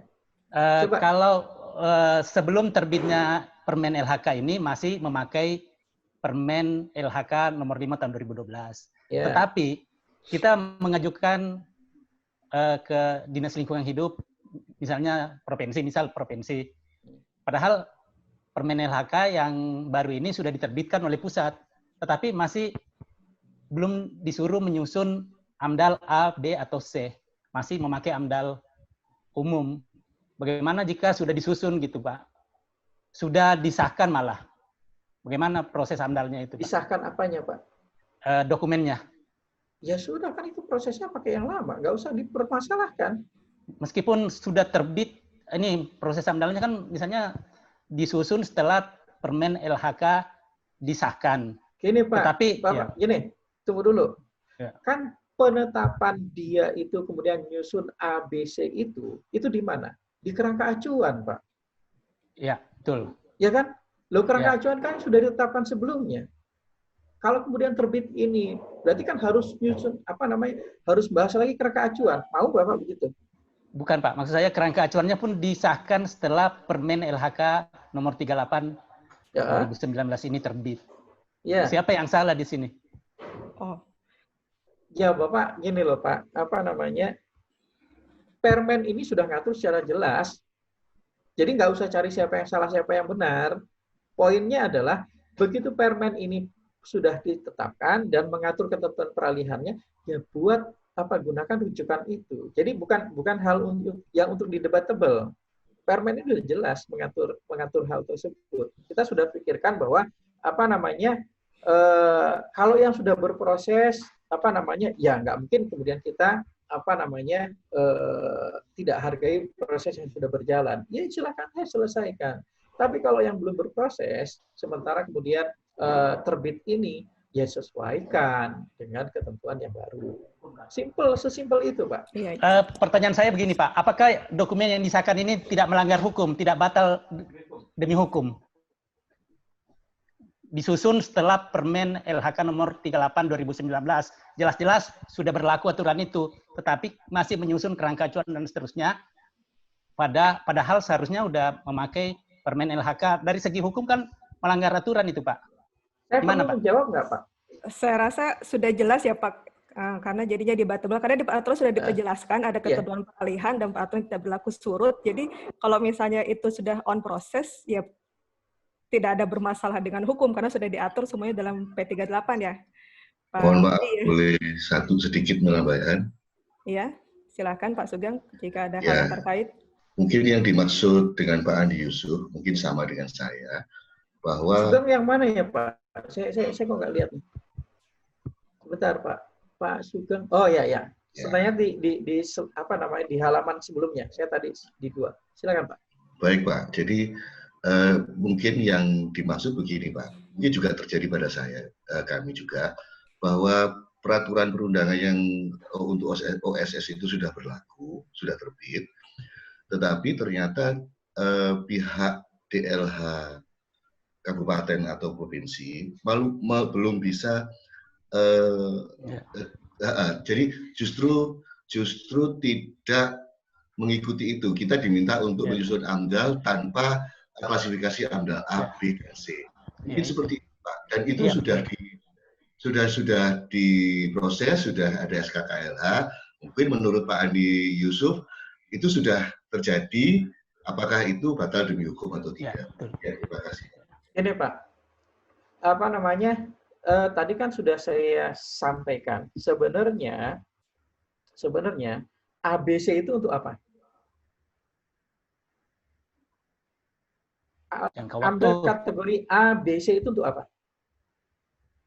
Mengatur jangka waktu tadi, Pak. Nah, untuk menentukan waktu komitmen. Ya, itu kan hanya untuk memberikan pengaturan bahwa oh kalau kamu ditetapkan sebagai A, maka waktumu nyusun AMDAL itu maksimum 180 hari. Kalau ditetapkan sebagai B, itu 120 hari. Kalau ditetapkan sebagai C, itu 60 hari. Ya. Nah, waktu yang 180, 120, 60 itu adalah untuk mengatur di sistem OSS bahwa nanti 60 hari ke depan dokumen ini harus sudah masuk karena dia AMDAL C. Nanti 120 hari ke depan dokumen ini harus sudah masuk karena dia AMDAL B. Nanti 180 hari ke depan maksimum gitu ya, itu harus masuk dokumen ini. Kalau kemudian dokumen itu nggak masuk di 60 hari, di 120 hari, di 180 hari, maka sistem ini akan mencatat bahwa ini nggak berhasil memenuhi komitmen. Nah, kalau tidak berhasil memenuhi komitmen, dicabut kembali izin lingkungan berdasarkan komitmennya tadi. Ya kan? Artinya apa? Kalau prosesnya juga tidak melalui sistem OSS, ya belum lewat sistem OSS, kan nggak ada implikasinya ke ABC tadi. Ya kan? Makanya tadi saya bilang, yang ABC itu hanya berlaku untuk dokumen OSS yang prosesnya melalui OSS. Yang tidak melalui OSS, nggak perlu itu ngatur kategori ABC. Kenapa? Karena nggak ada pengaturan waktunya. Pengaturan waktunya hanya pakai yang tadi, 3 tahun kadaluarsa tadi. Ya kan tadi saya sampaikan itu tadi di awal. Nah, clear nggak sekarang, Pak? Ya, clear, Pak, clear. Ya, clear ya. Mudah-mudahan bisa difahami apa namanya substansinya. Pak Sugeng clear, Pak? Sip ya. Oke, jempolnya udah clear. Ya, dari mana? Oh, ini yang tadi Pak Syam. Pak Syam menanyakan terkait pedoman penyusunan AMDAL dan RKRPL. Mungkin bisa mau langsung ditanyakan, Pak Syam, silakan. Ya. Terima kasih. Pak Syam yang mana? Pak Syam mana ini? Pak Syam yang mana? Saya nggak lihat nih di gambar. Yang pakai yang tambahan iPhone, Pak. HP. Syam Fazia, iPhone. Ya nggak tampil ya Pak di sini Pak. Di mana Pak? Ada gambarnya nggak Pak? Mungkin raise hand Pak supaya kelihatan Pak. Pak Syam, tolong raise hand supaya langsung terlihat oleh Pak Widi. Oh ya ini. Di samping saya malah ternyata. Oke, silakan Pak.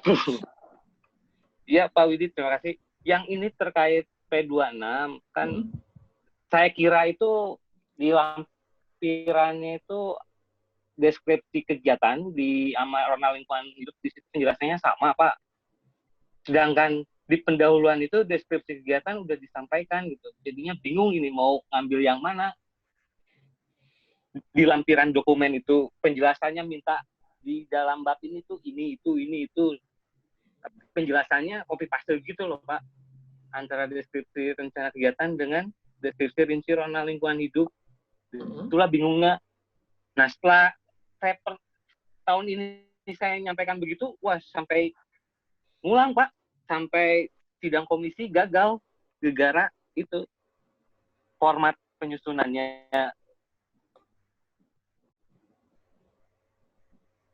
Halo? Halo? Ya. Ya, Halo? ya, gimana Pak?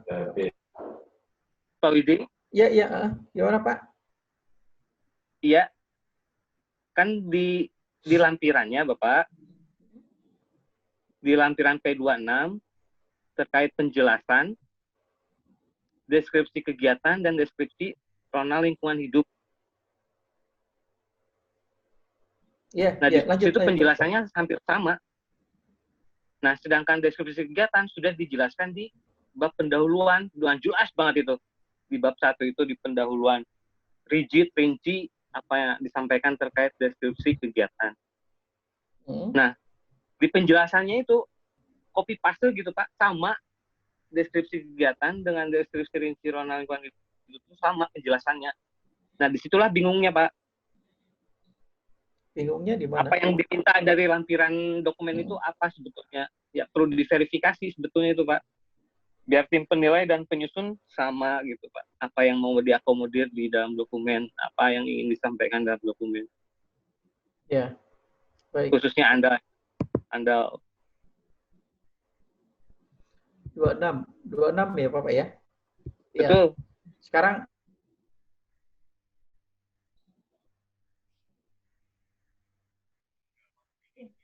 apa namanya di dalam lampiran, karena prinsipnya sebenarnya tidak apa namanya tidak ada masalah dengan apa namanya dengan lampiran yang disiapkan di dalam Pak. permen itu. Pak, bisa Gimana? Pak? Penjelasannya Bisa sedikit saya tambahkan Pak? Bisa? Boleh? Nimbruk sedikit? Iya, silakan. Menambahkan.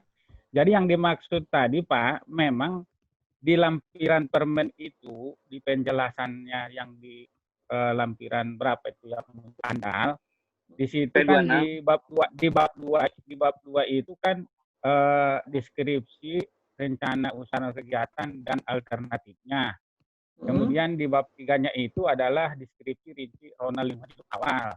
Tapi isi daripada yang bab 2 tadi itu adalah narasi penyajian rona itu. Makanya saya akan tanya, apakah memang kesalahan di permen seperti itu tidak bisa dikoreksi sehingga tidak membingungkan, sehingga memang daerah kadang ada yang membuat tetap ada 7 bab, ada jadi 6 bab gitu Pak.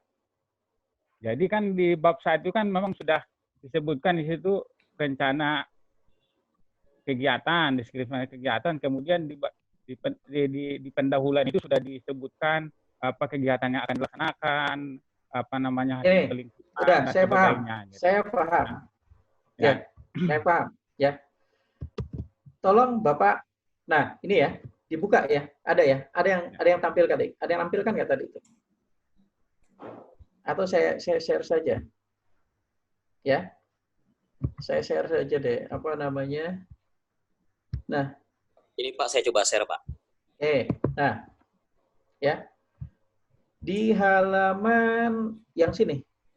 Sorry, saya yang share aja deh kalau gitu supaya saya bisa apa namanya? Bisa kontrol ya. Bisa kontrol. Ya. Saya share. Ya. Ya. Ini kan yang Bapak pertanyakan. Deskripsi rinci ini ya, 2, deskripsi 3. Ya. Ini kan? Ya kan? Betul. Yang dianggap ini tuh apa namanya copy paste dengan yang sebelumnya, ya kan? Ini kan? Betul. Ya kan? Betul. Bapak baca betul, ini. Pak. Bapak baca ini, ya. Ini.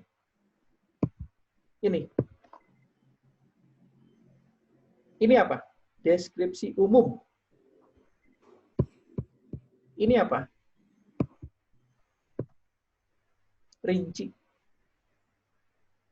Ya. Ini apa? Sorry. Ya. Ini. Deskripsi rencana usaha dan atau kegiatan beserta alternatifnya. Tapi isinya rona, Pak. Ya, tunggu dulu. Jadi supaya kita sama membacanya, ya. Kan gini, ini Rona, konteksnya kalau kita bicara Rona di sini, ya, ini bicaranya adalah Rona sekeliling project, di luar project. Ya, di luar area. Di luar lokasi kegiatan. Kalau di sini, ya, kita bicara sini. Ini apa? Fokus di kegiatannya, di lokasi kegiatannya. Ya. Jadi ini tuh membedakan, ini adalah rinci yang di sini itu umum, Pak. Ya, ini umum. Jadi kita bicara di sini ada kegiatan lain di sekitar, kondisinya bagaimana, gitu ya. Nah, lalu ini lebih spesifik lagi, yang lebih rinci. Kita bicara di proyeknya. Bisa ditangkap nggak poinnya? Ini kan cuma generik saja, ini nanti disesuaikan, ya, disesuaikan, ya. Ya kalau ngomong kondisi komponen fisik kimia segala macam ini, loh, di lokasi proyeknya itu bagaimana kondisinya? Ya, kalau bicara di sini, ini gambaran umum kondisi secara umum di sekitar lokasi, tidak hanya di lokasi proyeknya saja, tapi juga di lokasi sekelilingnya, termasuk keberadaan kegiatan lain di sekitarnya. Bisa ditangkap nggak poinnya? Sekilas memang kalau membaca, sama itu Pak. Salah ini permennya Pak. Tapi Bapak nggak cermati ini. Kita bicara deskripsi umum. Betul, Pak. Ya. Dari umum dulu, Ini, nanti ke khusus itu. Ini kita bicara deskripsi rinci. Ya kan? Sekarang bisa ditangkap nggak poinnya? Jadi tidak ada yang salah dengan permen itu. Bisa, Pak. Bisa. Ya, Pak Sudarmono nangkep jempolnya berarti sudah ketangkap Pak ya poinnya ya Pak. Sudah paham Pak, itu harusnya memang dari umum baru ke khusus itu sudah. Iya. Jadi salahnya di mana? Ya kan? Salahnya di mana? Ya, kita memang sudah sampaikan, oh, ini kita bicara yang umum dulu terus bicara rincinya. Jadi nggak ada yang salah. Kalau tadi diterjemahkan ini salah Pak permennya, ya mungkin kita perlu mencermati lagi apa kita bacanya sudah pas menerjemahkannya atau bagaimana. Nah itu clear ya Pak ya? Ya, jadi bukan rencana usaha ya Pak isinya, tapi deskripsi umum lingkungan hidup. Iya, kan gitu Pak. Nah itu perdebatannya itu Pak. Enggak, rencana usaha gini, saya nggak mau masuk ke ranah perdebatan, tapi permen nggak salah, permen ngatur betul, ya kan? Permen mengaturnya, kita bicara ada yang umum, kita bicara ada yang rinci. Nah sekarang kalau tadi perdebatan, tadi kembali kepada memahami konsepnya atau tidak, ya namanya pemahamannya tiap orang beda pasti akan jadi perdebatan. Tapi kalau Bapak tanya saya sekarang, Pak, itu permennya salah jadi perdebatan. Enggak, permennya udah betul. Pengaturannya begitu. Cuman kemudian yang menerjemahkan, yang membacanya, yang perlu lebih teliti lagi, lebih jeli lagi. Clear ya, Pak ya? Punten, Pak. Ya. Maaf. Tapi kenapa judul babnya itu deskripsi rencana usaha dan atau kegiatan dan alternatifnya? Ini Pak, kita kayaknya nggak ada gunanya mendebatkan cuman begitu. Tapi substansinya tadi itu Pak, yang ingin saya sampaikan. Tolong Bapak Ibu bisa menangkap substansi yang dimaksud itu apa. Ya, jangan diperdebatkan berkaitan dengan kenapa judulnya begini Pak. Gini Pak, saya mau kasih satu kondisi pada saat kita nyusun ini Pak. Ya. Permen ini terbit, tahu nggak Bapak Ibu sekalian? Permen ini terbit hanya dalam waktu 3 minggu semenjak PP 24/2018 diterbitkan. Ada nggak permen lain yang terbit secepat itu? Nggak ada, Pak. Kita harus buat secepatnya karena di deadline bahwa nanti harus diterbitkan tanggal sekian. Kita buatlah dengan segala keterbatasan yang ada. Bapak Ibu tahu, kami membuat itu, kami cuma 4 orang membuat itu, lampiran dan seterusnya itu saya yang handle, batang tubuhnya Pak Erik yang handle, saya dibantu dua orang staf yang lain untuk merumuskan. 3 hari kami kerjakan itu. Permen 26 itu kami buat hanya 3 hari. Kami berempat. Saya dibantu 2 staf, Pak Erik yang handle sendiri batang tubuhnya.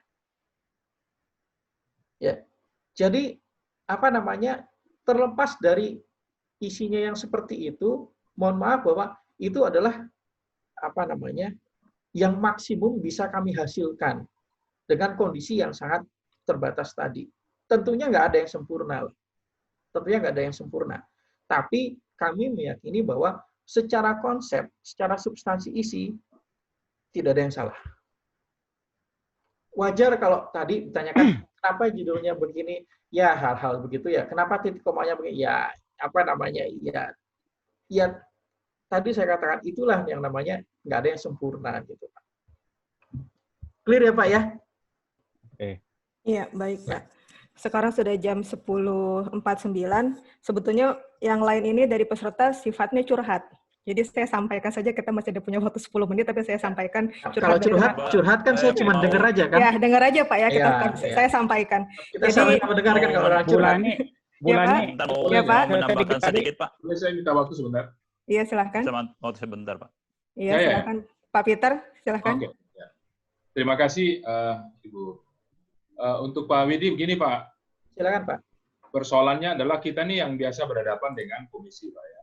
Komisi, dan kalau misalnya apa yang Bapak sampaikan sekarang itu juga ada di komisi, sebenarnya nggak masalah bagi kami Pak. Tapi fakta yang kita hadapi seperti teman-teman tadi, ketika permen itu sudah atur demikian, maka kita memang kebingungan Pak, karena ketika judulnya menyatakan tentang rencana kegiatan, isinya rona umum, kemudian bab berikutnya rona lagi, itu jadi masalah Pak. Ada yang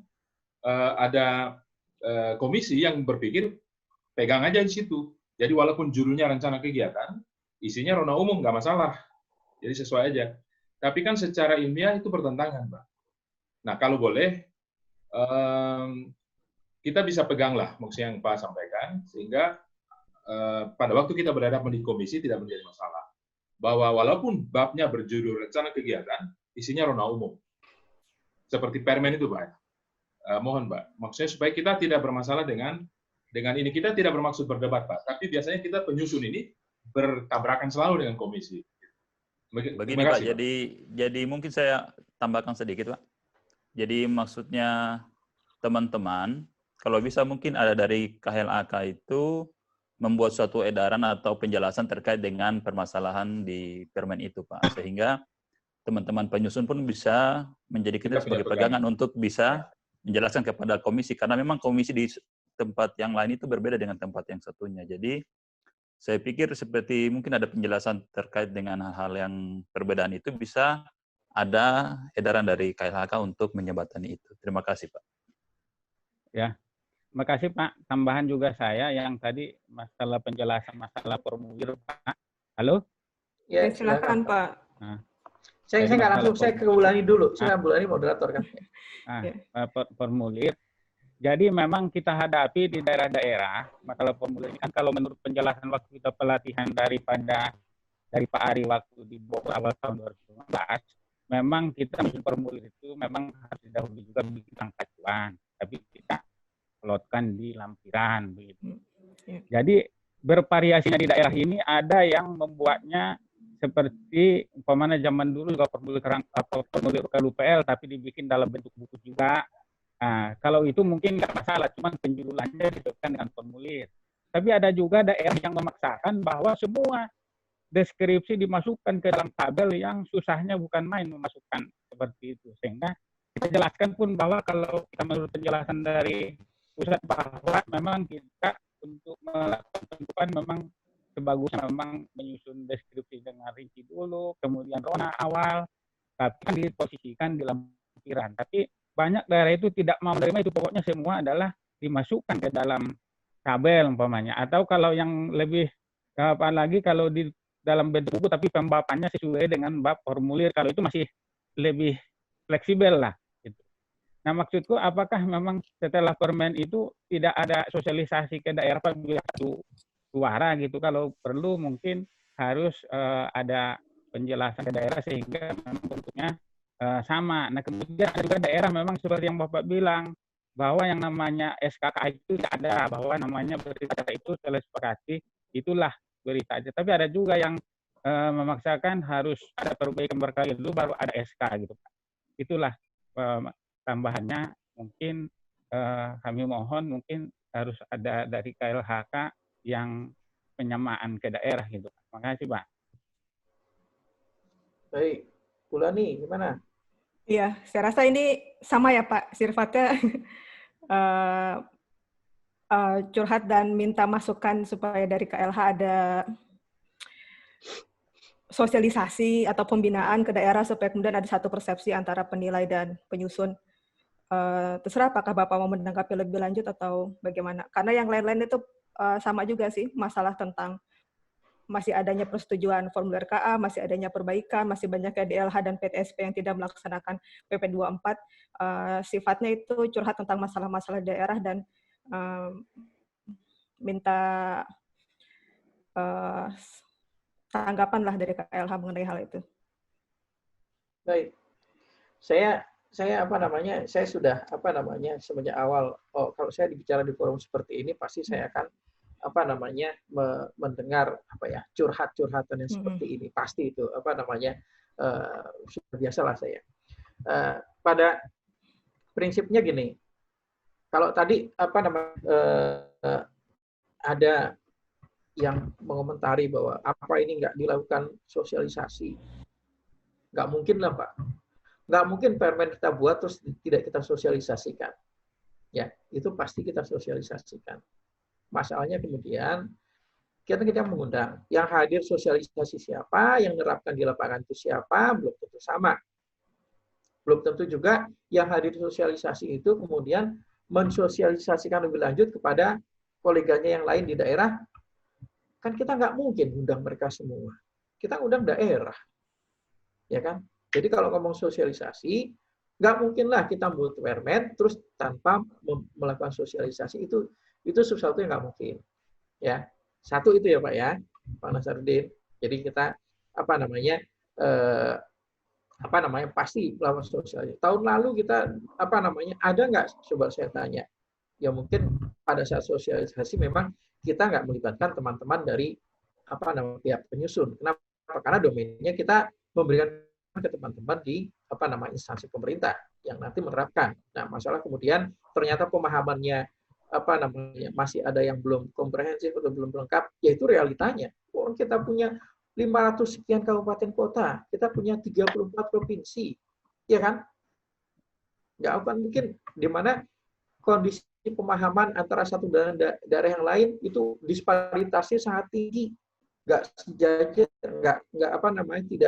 tidak dalam bentuk yang disparitasnya cuma posisi yang sempit, enggak, disparitasnya sangat tinggi antara satu daerah dengan daerah lain.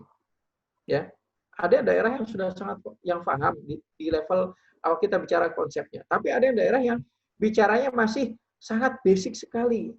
Nah, inilah kondisi realita yang kita hadapi di lapangan. Ya, makanya kalau tadi yang disampaikan bahwa ini berbeda pemahaman atau daerah-daerah lain, pasti sampai kapan akan terjadi itu. Nah, tadi makanya saya sudah kasih clue sedikit.